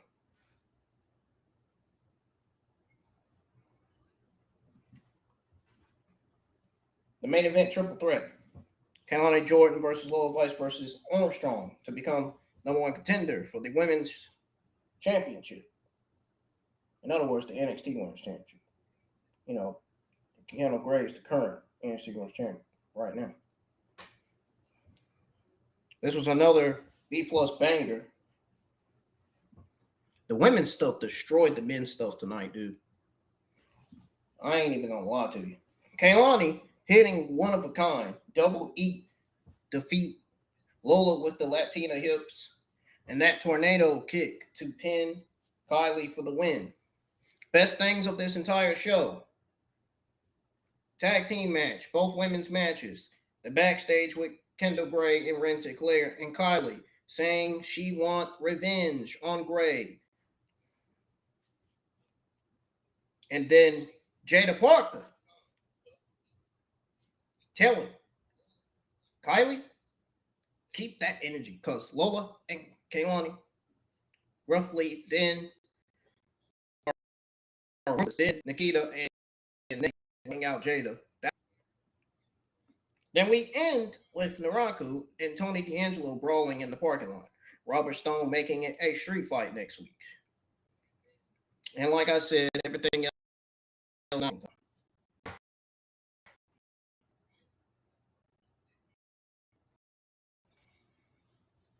So there you go, folks. There you have it. On the results and the best things of this entire show.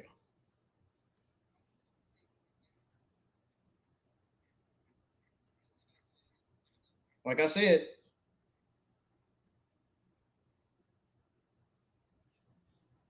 solid mid B show.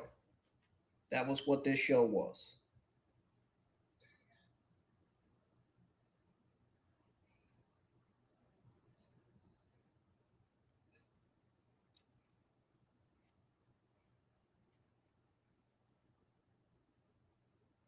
But my God, I cannot tell you how proud I am with the NXT Women's Division, dude. This division carried the whole fucking show. Something that was definitely my time. Something that was definitely worth it for this show. The women's stuff did better than the men's stuff. I mean, isn't that just about all the time?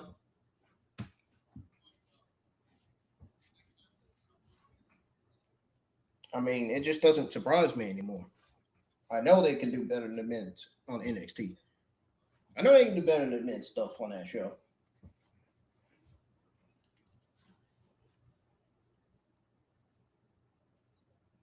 And that, the fact that they did better than the men's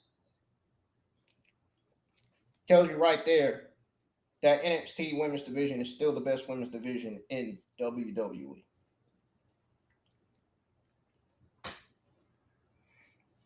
Now we got some news on Karmen Petrovich.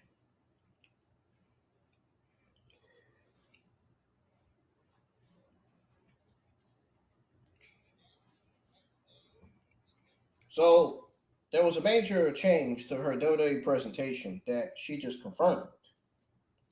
She confirmed this last week, as a matter of fact. I'm gonna give y'all my honest thoughts, the good and the bad, because this story is deeper than people think. So Ringside News reported that Karmen changed things up in NXT.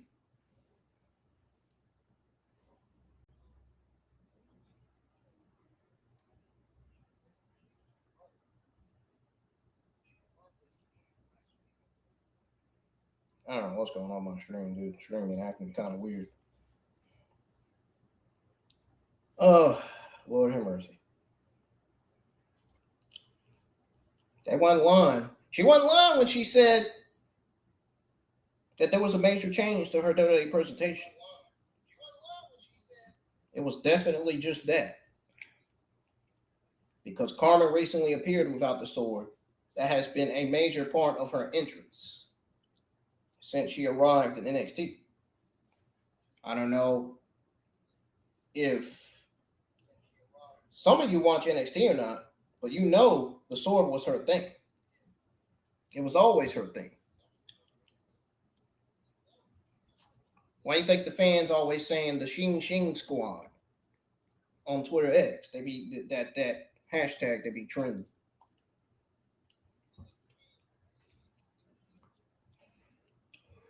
She come out with it on her shoulder like a warrior. And now it's poof, gone. It's amazing. WWE lets you have your favorite thing for months, months, and months, and then they take it away from you and get rid of it. They want you to get rid of it. Damn. And Karmen herself confirmed in an interview with the Dallas Morning News that the change was intentional. As she moves forward alongside Nikkita and Nat, Karmen said, I quote, the sword is a part of me. So whether I hold it or not, it's always there.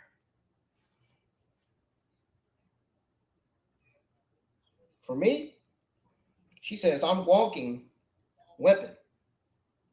She says she's a walking weapon, and so sometimes I don't need it on my shoulder. She also said it could come back in the near future, or it could take some time, but it's definitely not gone forever. End quote. So let's break down the good. The good is, I actually love this move. Here's why. For months, people weren't watching Karmen. They were watching the sword. Sword was more over than she was. You have to carry a prop to get a reaction. That's what I call a crutch. Crutch. By taking the sword away, basically. Karmen is betting on herself. She's saying, I'm a walking weapon. I don't need a weapon. That is character development. That actually is character development, believe it or not. That's confidence. The fact that she's doing this alongside Natty and Nikkita Lyons, that's wow. That itself sounds huge. I just only hope they give Natty a better gimmick and better movesets to go with. And book her better on TV. That's the same thing I said about Nikkita Lyons and Karmen over back on the Evolve. Because we all know that Natty is one of the most respected veterans in WWE. And Natty told her, quote, keep my head above the water. The currents can always keep your head up. It keeps going. That's real veteran. And quote, Natty is basically monitoring her.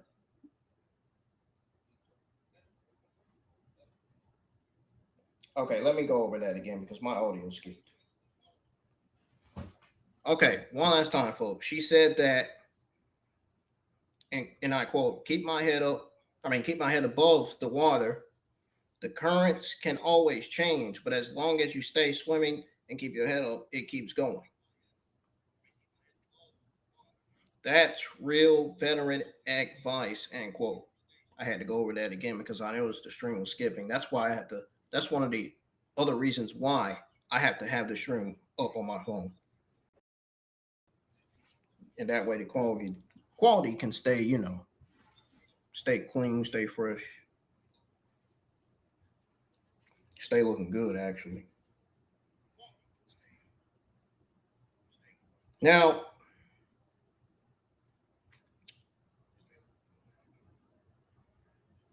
Nikkita Lyons coming back and aligning with her gives Karmen an actual storyline instead of just random matches. A trio of Natty as the veteran leader, Nikkita as the powerhouse returning, Karmen as the striker that has legs. That gets you TV time every week. Stripping away the not the way.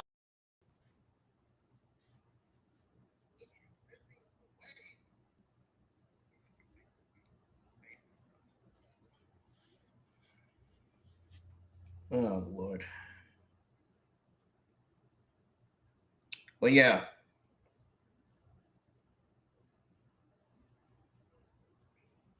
Stripping away the sword forces fans to pay attention to the woman. It does. That is a true story. Not the weapon. The fact that it makes her more real is more than likely going to get her over. More dangerous. It's going to get her probably over even more. If Tate books Karmen right.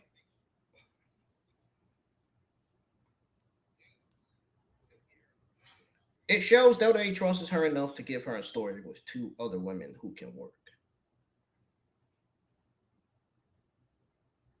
So, but here's the bad. Now, look, folks. The sword was what made Karmen stand out visually.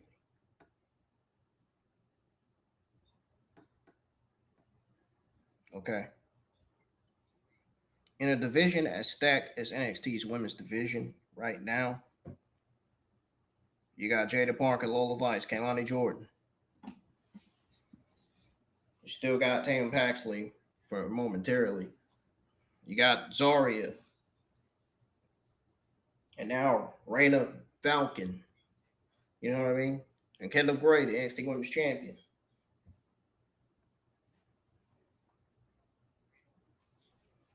You need something that makes you slightly recognizable on a thumbnail or an entrance. The sword did that. Without it, well, let's just say Karmen just becomes another girl in black trunks who does karate kicks.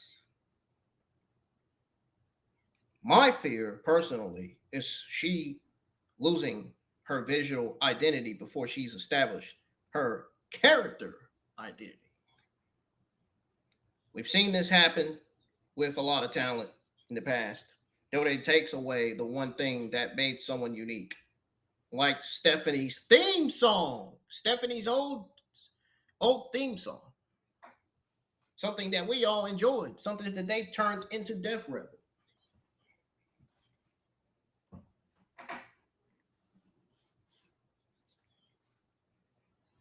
They're always taking away something, man.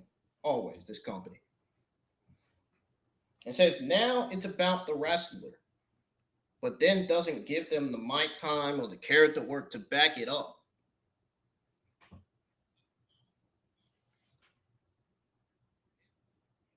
Also, aligning with Natty and Nikkita Lyons is good for TV. So far, it's been, I don't want to say good, but it's been somewhat solid for TV. It hasn't been that bad.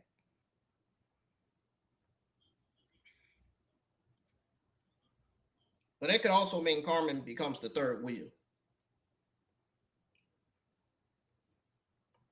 Natty is a veteran.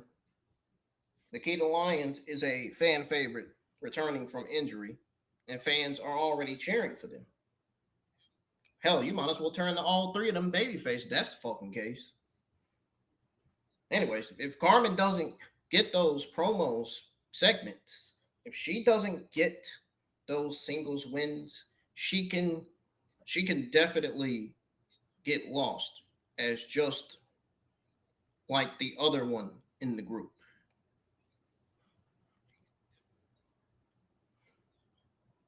She could definitely potentially lost, just like the other one in the group, man. So what's my final verdict? IWN family? Well, do I think this change will help Karmen Petrovich stand out more in NXT? Absolutely. Because right now she wants fans paying attention to the woman carrying it, not the weapon. And that's the right mindset.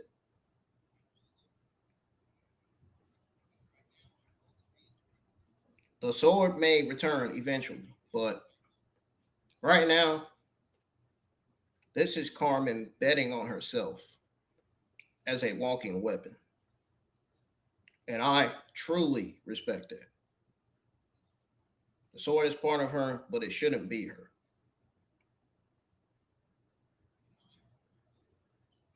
If this presentation gets over enough, I'm definitely going to be rooting for it. Natty guiding her, Nikkita Lyons by her side, no sword, just hands and feet. That's a fighter I can get behind. But Dodo has to follow through. Give her wins. Give her a promo. Let her explain why she put the sword down. IWN family, what do you think? What do y'all think? Was dropping the sword the right call, or should she have kept it? Do y'all like this trio of Natty, Nikkita Lyons, and Karmen? Drop your thoughts in the comments below when the string gets processed. If you agree with me, this could make Karmen a star. So smash that like button, man. We are the IWN family here, man.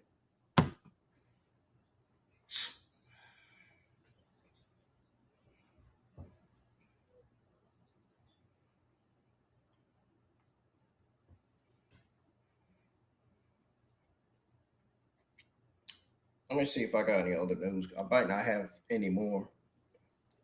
And yet earlier I said I did have some more news. Oh, yeah. Here's here. Bron Breakker. Ooh, I've been itching to want to talk about this for a long time.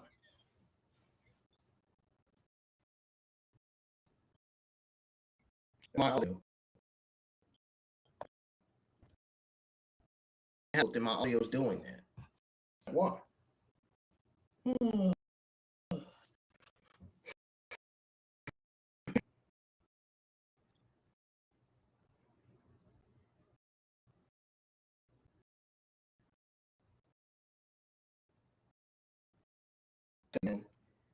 Feeling things in the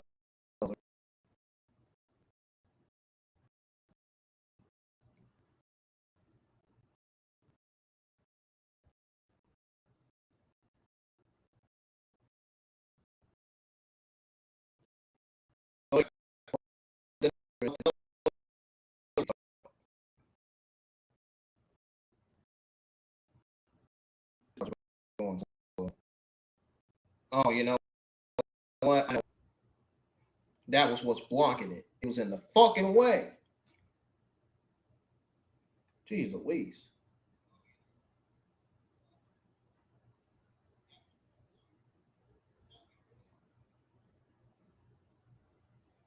Stuff was in my way, man. Every time you get on a wrestling source or wrestling news website, shit start messing up. Oh, what they did with these websites, man. The hell they been doing?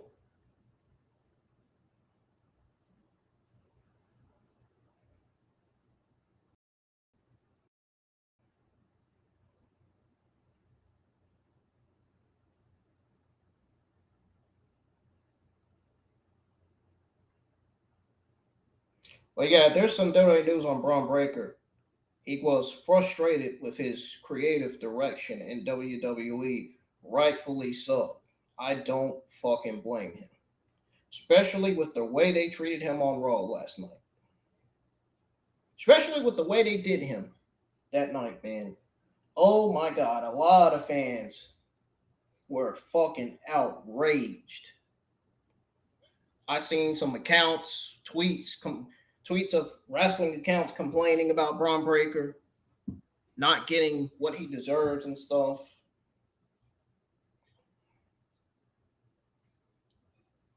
And I gotta say, I fucking agree. I literally said something about Bron Breakker last night. What are we doing? What the hell are we doing, dude, with Bron Breakker? I literally said last night, get Bron Breakker away from the vision and turn him babyface. He needs something to do on TV. They do not need to have him sitting there as Austin Theory's bodyguard. That does nothing for him. Do they not realize that?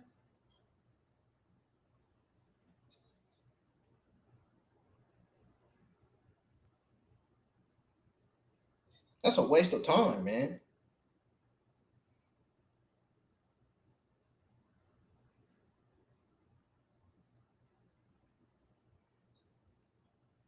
So we're gonna go over this dude's Bron Breakker, and then I'm gonna get out of here. It's the last news, the piece of news I'm going over. I thought I had a lot, but turned out I only had two. Only had two Dota news things to go over.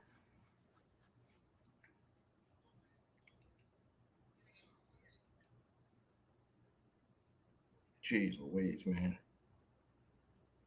I really don't get it. You would think Bron Breakker. You would think Bron Breakker would be at the top already. I don't know, man. The way they've been doing him these last few weeks doesn't feel like he is.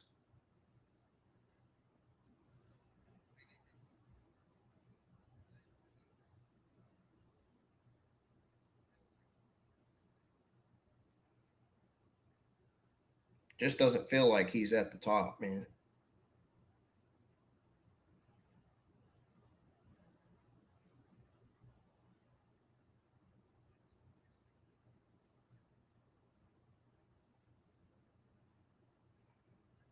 I think Braun Breaker is just mishandled, man. WWE has absolutely mishandled Braun Breaker, dude.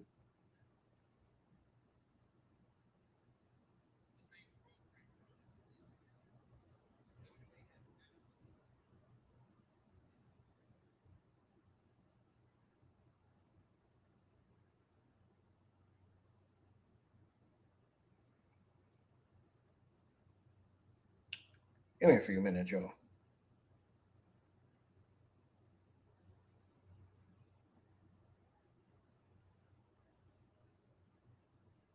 Trying to trying to do something here.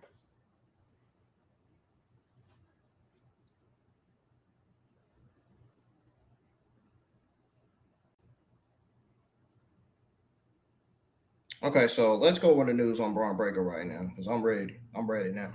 I just needed a few minutes because it's just stressful when you got one of your top guys and they're just fucking having them stand there and just do nothing. Like, it's just, it's stressful.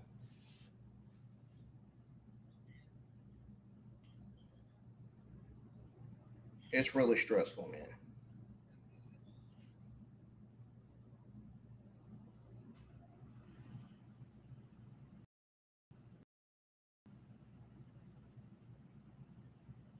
Very, very, very, very, very frustrating.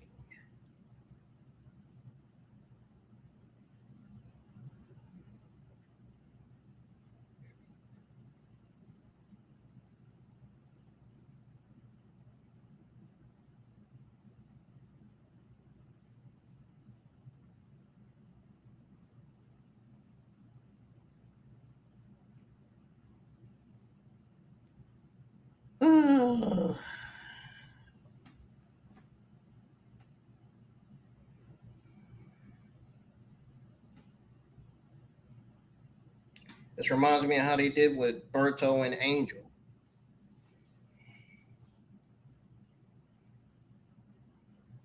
God, they really dropped the ball on those guys.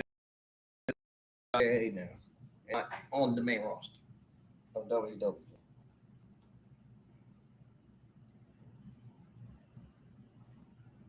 So my thoughts on this whole Braun Breaker frustrating shit with his creative direction. Look,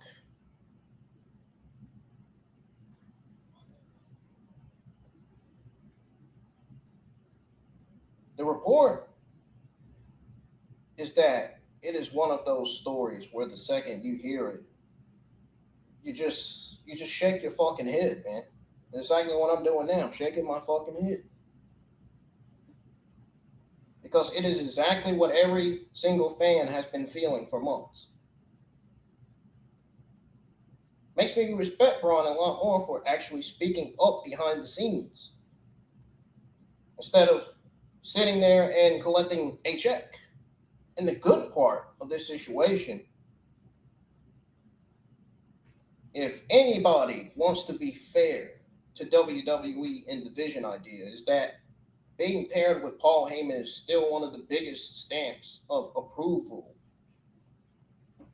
that you can pretty much get in this company.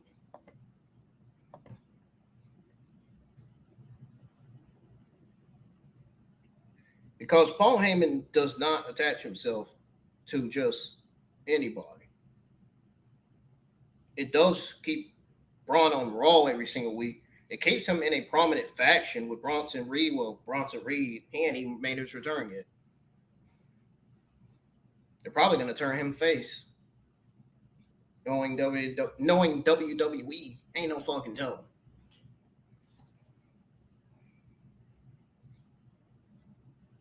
But keeping Braun on Raw every single week with divisions, Logan Paul and Austin Theory, it gave him the World Tag Team Championship moment after maxing the pre-turned heel on the Street Profits, which on paper looks like a big deal.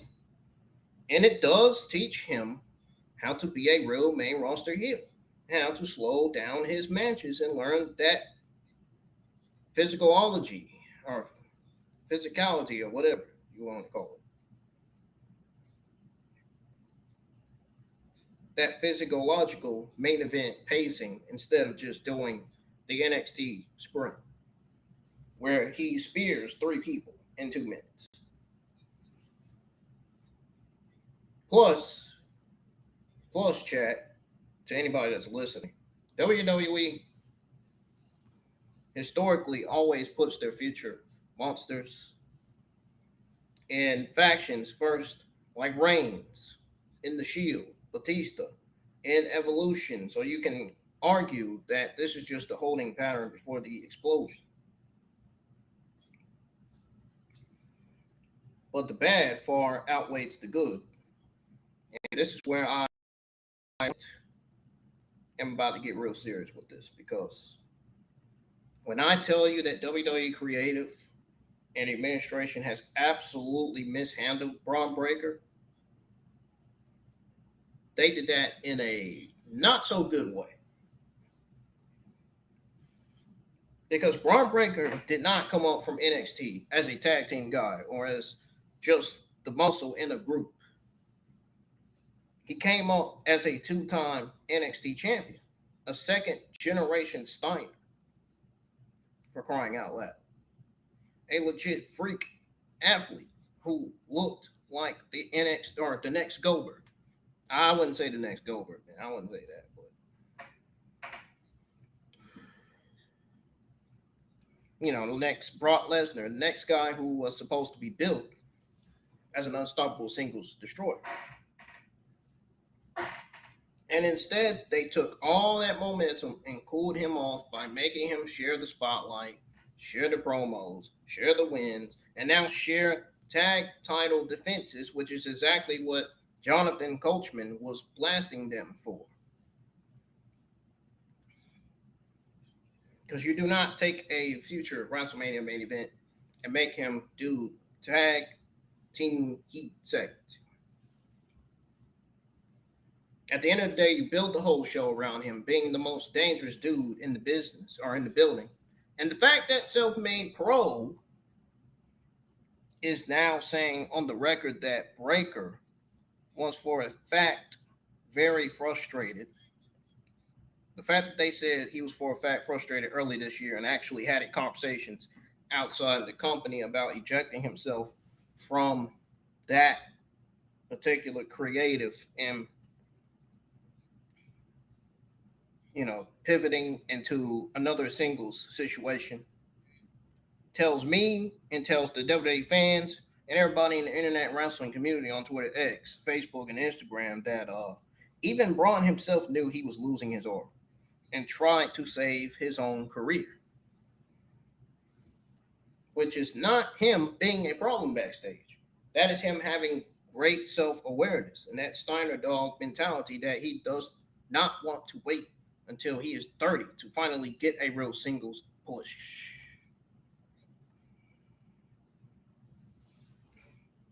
So WWE needs to book Bron Breakker right. They need to do the right thing and make the right decision. Because if they don't, Bron Breakker is going to be lost in the shuffle and he's going to be sitting in Titus Catering. And next thing you know, he's going to be on the next list of budget cuts. He's going to be the next person on the list of budget cuts or WWE releases. Yeah. That would be the biggest fumble of all time, having Bron Breakker on a budget cut list. Because you didn't have no creative plans for him, because you refused to fucking give him the proper push that he deserves. I mean, that would be a huge slap in the face. It absolutely would. So I hope eventually he'll be at the top of the men's division again, hopefully, as a babyface, away from the vision.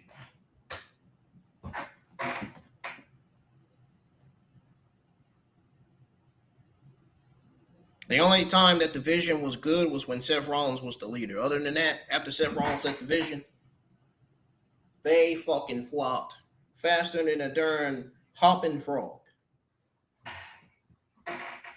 Literally.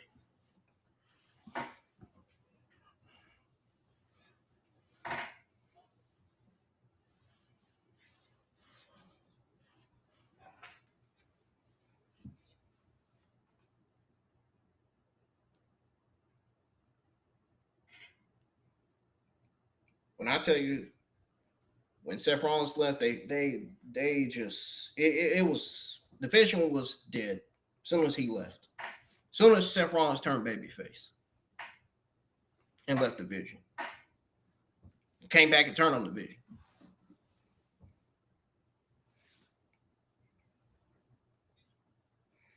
It was dead then, and it's still dead now. Even though there is some new developments in the division with Maxine Dupree being in it. I mean, it's not bad. I mean, at least it gives Maxine Dupree something to do on television. At least it keeps her from being in Titus Catering. I mean,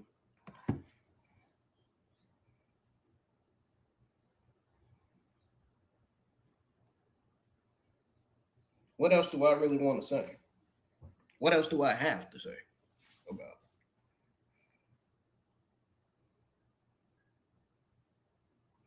Division stuff was solid last night on Monday Night Raw, out except for how they handled Bron Breakker in that Vision segment.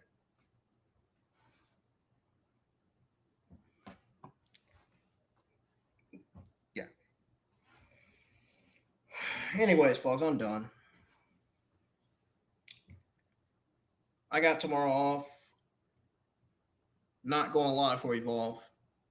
But if you're a Pokemon fan, man, tune in for Thursday night because I'm back to doing Pokemon Horizon watch alongs again, but they're gonna be watch parties. Not gonna be watch alongs. It's gonna be watch parties.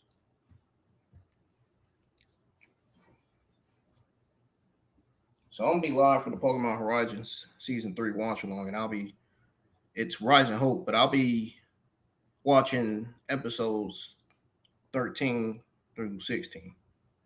Yes, I still got Pokemon AZ. Man, I haven't been on that game for about freaking 7-8 months now.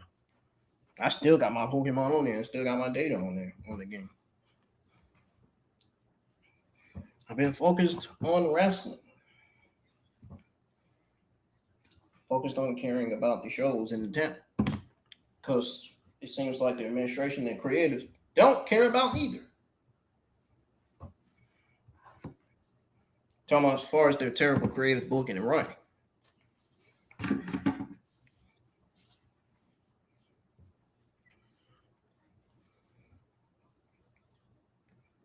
Hopefully, SmackDown doesn't be another absolute fail this week.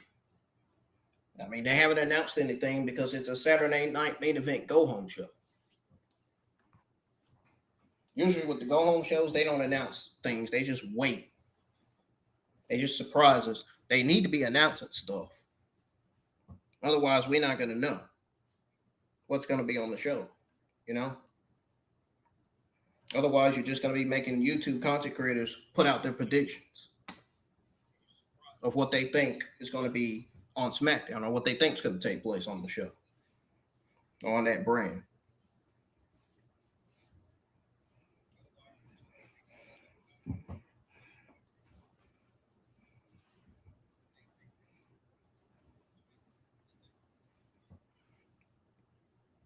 So they need to go ahead and give us the lineup for SmackDown this week so we will all know who's going to be on the show and who's not. So we can put out our great predictions and determine whether the show is going to fail again or it's going to deliver. At least we got a card next week for NXT, even though it doesn't really look all that good outside of Jada Parker and Reina Vulcan, which will be the best things on the show. Hopefully, I'm hoping Reina Vulcan's debut will be the best thing on the show. I mean, what else on that card is exciting, man, for NXT next week? I don't see a damn thing on that card that's exciting for next week's NXT. Dude, we've gotten 2 solid NXT shows tonight and last Tuesday night. It's like 1 week it's solid, next week it's solid, and then it goes right back to being mid. Developmental or not, the WWE NXT creative, the writers and the people that booked the show need to make sure they are doing these shows right, man, and make sure the writing, the booking, and the creative is on point. Because sometimes, I'm not going to lie, sometimes the NXT writing, booking, creative is on point. Other times it ain't.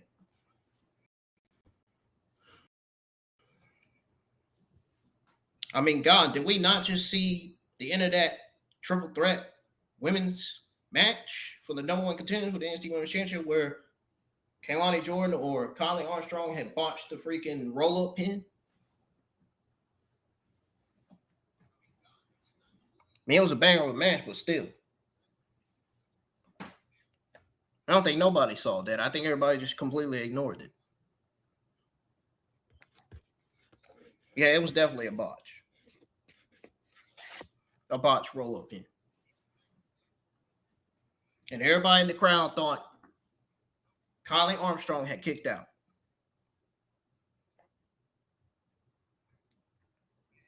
I think the referee had everything mixed up. I think he was just confused. I think he was lost.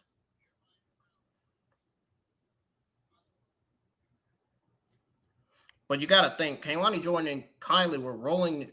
They were doing so much freaking roll pins, man. You couldn't even tell who the hell had the win. Which one had it? I mean, clearly the fans were, because they're in the crowd. They're not watching this match at home like we are.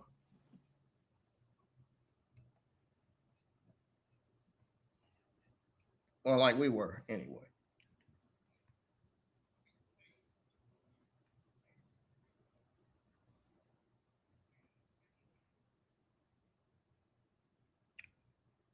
Well, before I get out of here, I just want to make sure. I just want to make sure that y'all are turning on the notifications and hitting the thumbs up and subscribing to the channel if y'all are new. Go listen to my Monday Night Raw review. I'm going to be putting timestamps in the description tomorrow. I will definitely have time to do that. And it's going to be fast, too. Because I want to try to work on the thumbnail and try to go ahead and schedule my SmackDown watch party. As soon as WWE posts the lineup for SmackDown, dude, that's when I'm going to get started. And they should be doing it Thursday instead of Friday. I think it's a lot easier to announce the full card for SmackDown on Thursdays, since Adam Pearce does it on Sunday.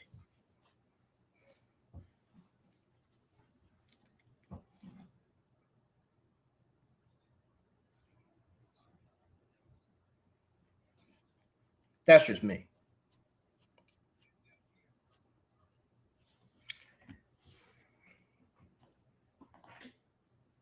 As far as I can see, the highest views we got last week was on that AA and Fox watch party and the NXT watch party from last week.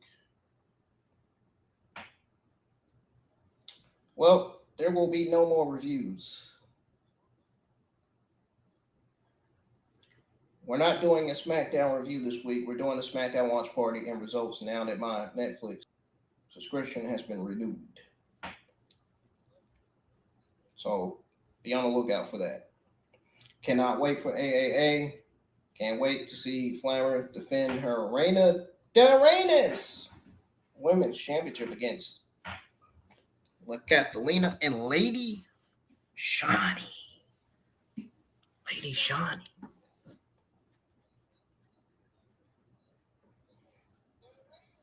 We got the AA Mixed Tag Team Championship match as well. And you got Manny Vikingo versus Ray Phoenix. That's going to be a fucking banger, man. Oh, banger incoming. I'm telling y'all right now. Woo-wee! I can't wait for AAA this Saturday night, man. I'm ready for this day to go by fast. So I can't wait. I love what they're doing with their creative writing and booking, man. Their creative writing and booking has been on fucking point. It's far out. I mean, they may have some rough feathers on their shows, you know, some bad things on their show, but most of the stuff, most of the AA shows this year has been good. Like from top to bottom, like literally. Can't nobody book a better show like Undertaker.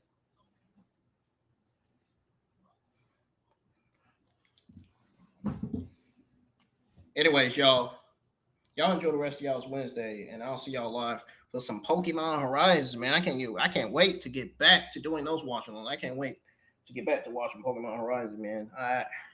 I've been, like I said, I haven't been able to do new things because I've been focused on wrestling.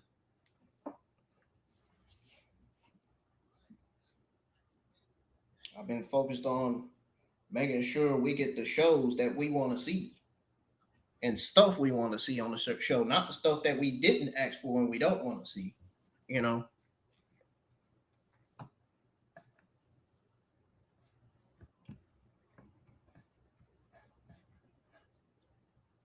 But anyways, deuces, I'm out of here. Make sure y'all share the stream, spread the word, let everybody know I was live for NXT. And let everybody know to go check out my other watch parties and reviews on the channel. Let's get these views up, man. Let's get this channel up to 1,000 because we're already at 939. I can trust y'all. We are the IWN family for a reason, so I do things the IWN style, not nobody else's. I don't be copying everybody else. I do my streams and my content my own way. And I try to get creative with it too. So why you think I be having different background designs?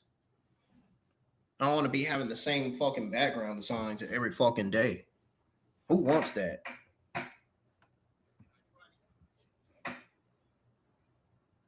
Gotta make these streams different. Just like my thumbnails. But anyways, y'all, I'll still be on Twitter X. If I see any important news, you know I'm gonna quote tweet. I'm gonna comment. I'll probably be on Twitter trying to put timestamps on the rest of the stuff, on the rest of the streams. Or in the rest of the description of the streams anyway. But I am definitely going to be working on the Pokemon Horizons thumbnail, SmackDown thumbnail, the AA thumbnail, and I'm gonna be working on the SummerSlam thumbnail this week. I'm gonna be scheduling SummerSlam nights 1 and 2.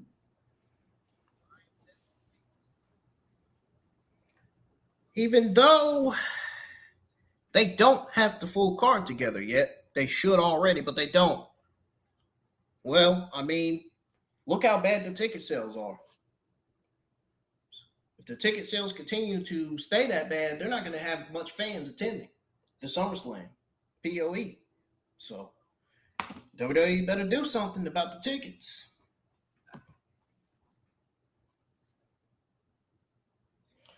And I literally said last week about, and speaking of that, about the ticket sales. Did we not discuss this last week? Did we not talk about this?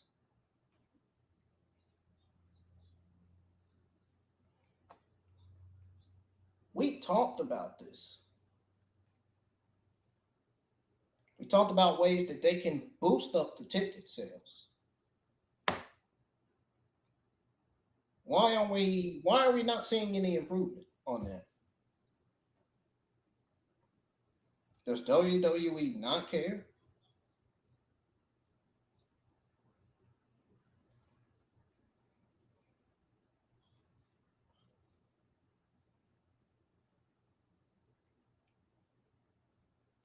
If they care about their fan base and the fans in the crowd, they'll do it.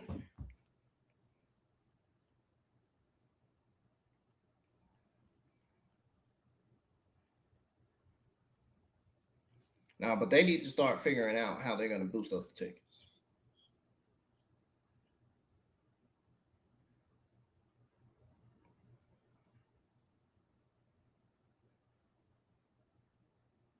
Like, this should not be taking them that long at all to be figuring that out.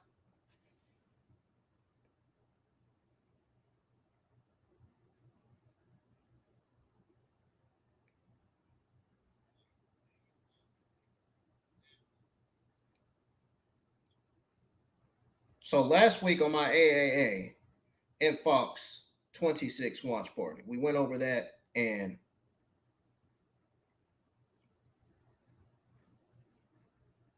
look.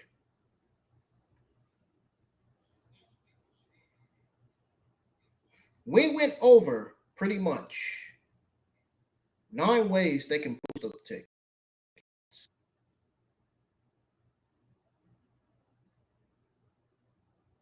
Oh, actually, 6 ways. No, we went over 6 ways to boost up the tickets. I just remember now.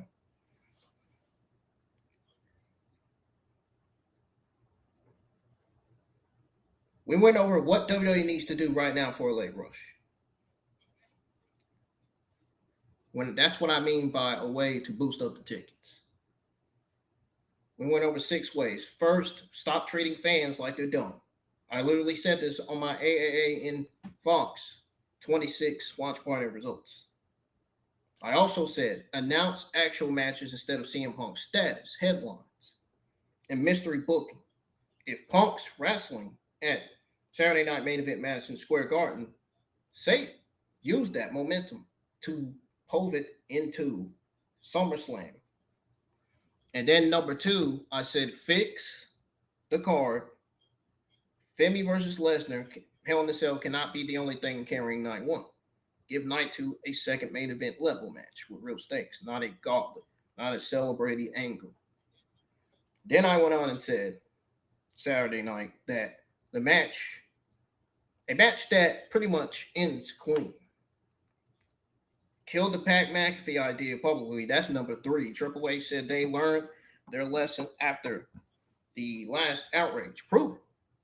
Put on a backstage segment where Oba cuts a promo saying he doesn't need a hype man. I literally said that. Man. Pricing, presentation.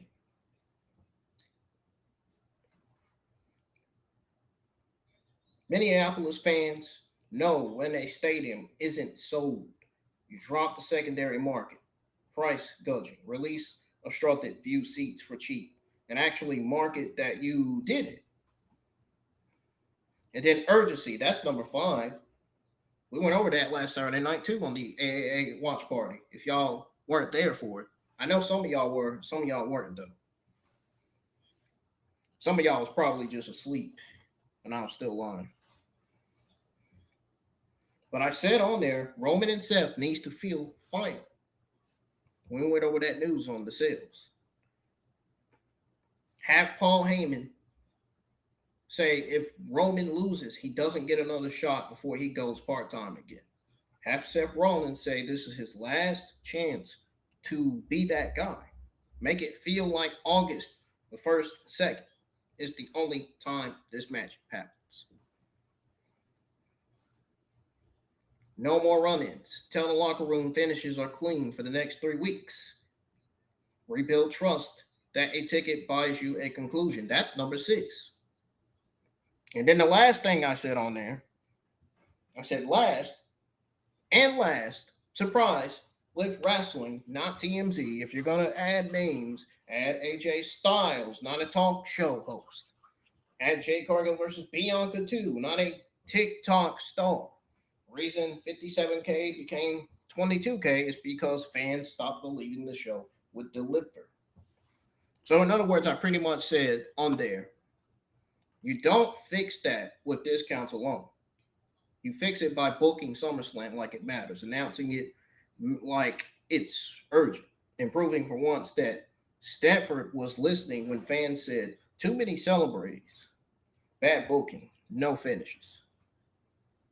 So if they can do that, like I said, in the next 10 days, well, you might get a 35K a night. If WWE keep doing what they're doing, man, they'll be tarping off USA Bank Stadium on camera. What I basically said. They need to do all those things. They need to start capitalizing that. Like, they should have been doing it this week. If they don't want to do it this week, then they definitely need to do it next week.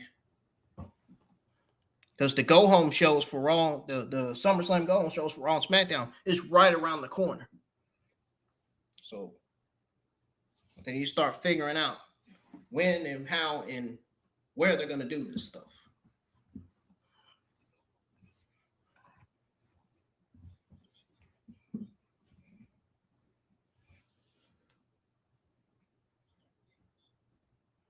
All right, folks, I'm out of here this time. Good night. I'll see y'all back live with Pokemon Horizons watch party and results. Friday Night SmackDown Friday and then AAA Saturday. So see y'all then.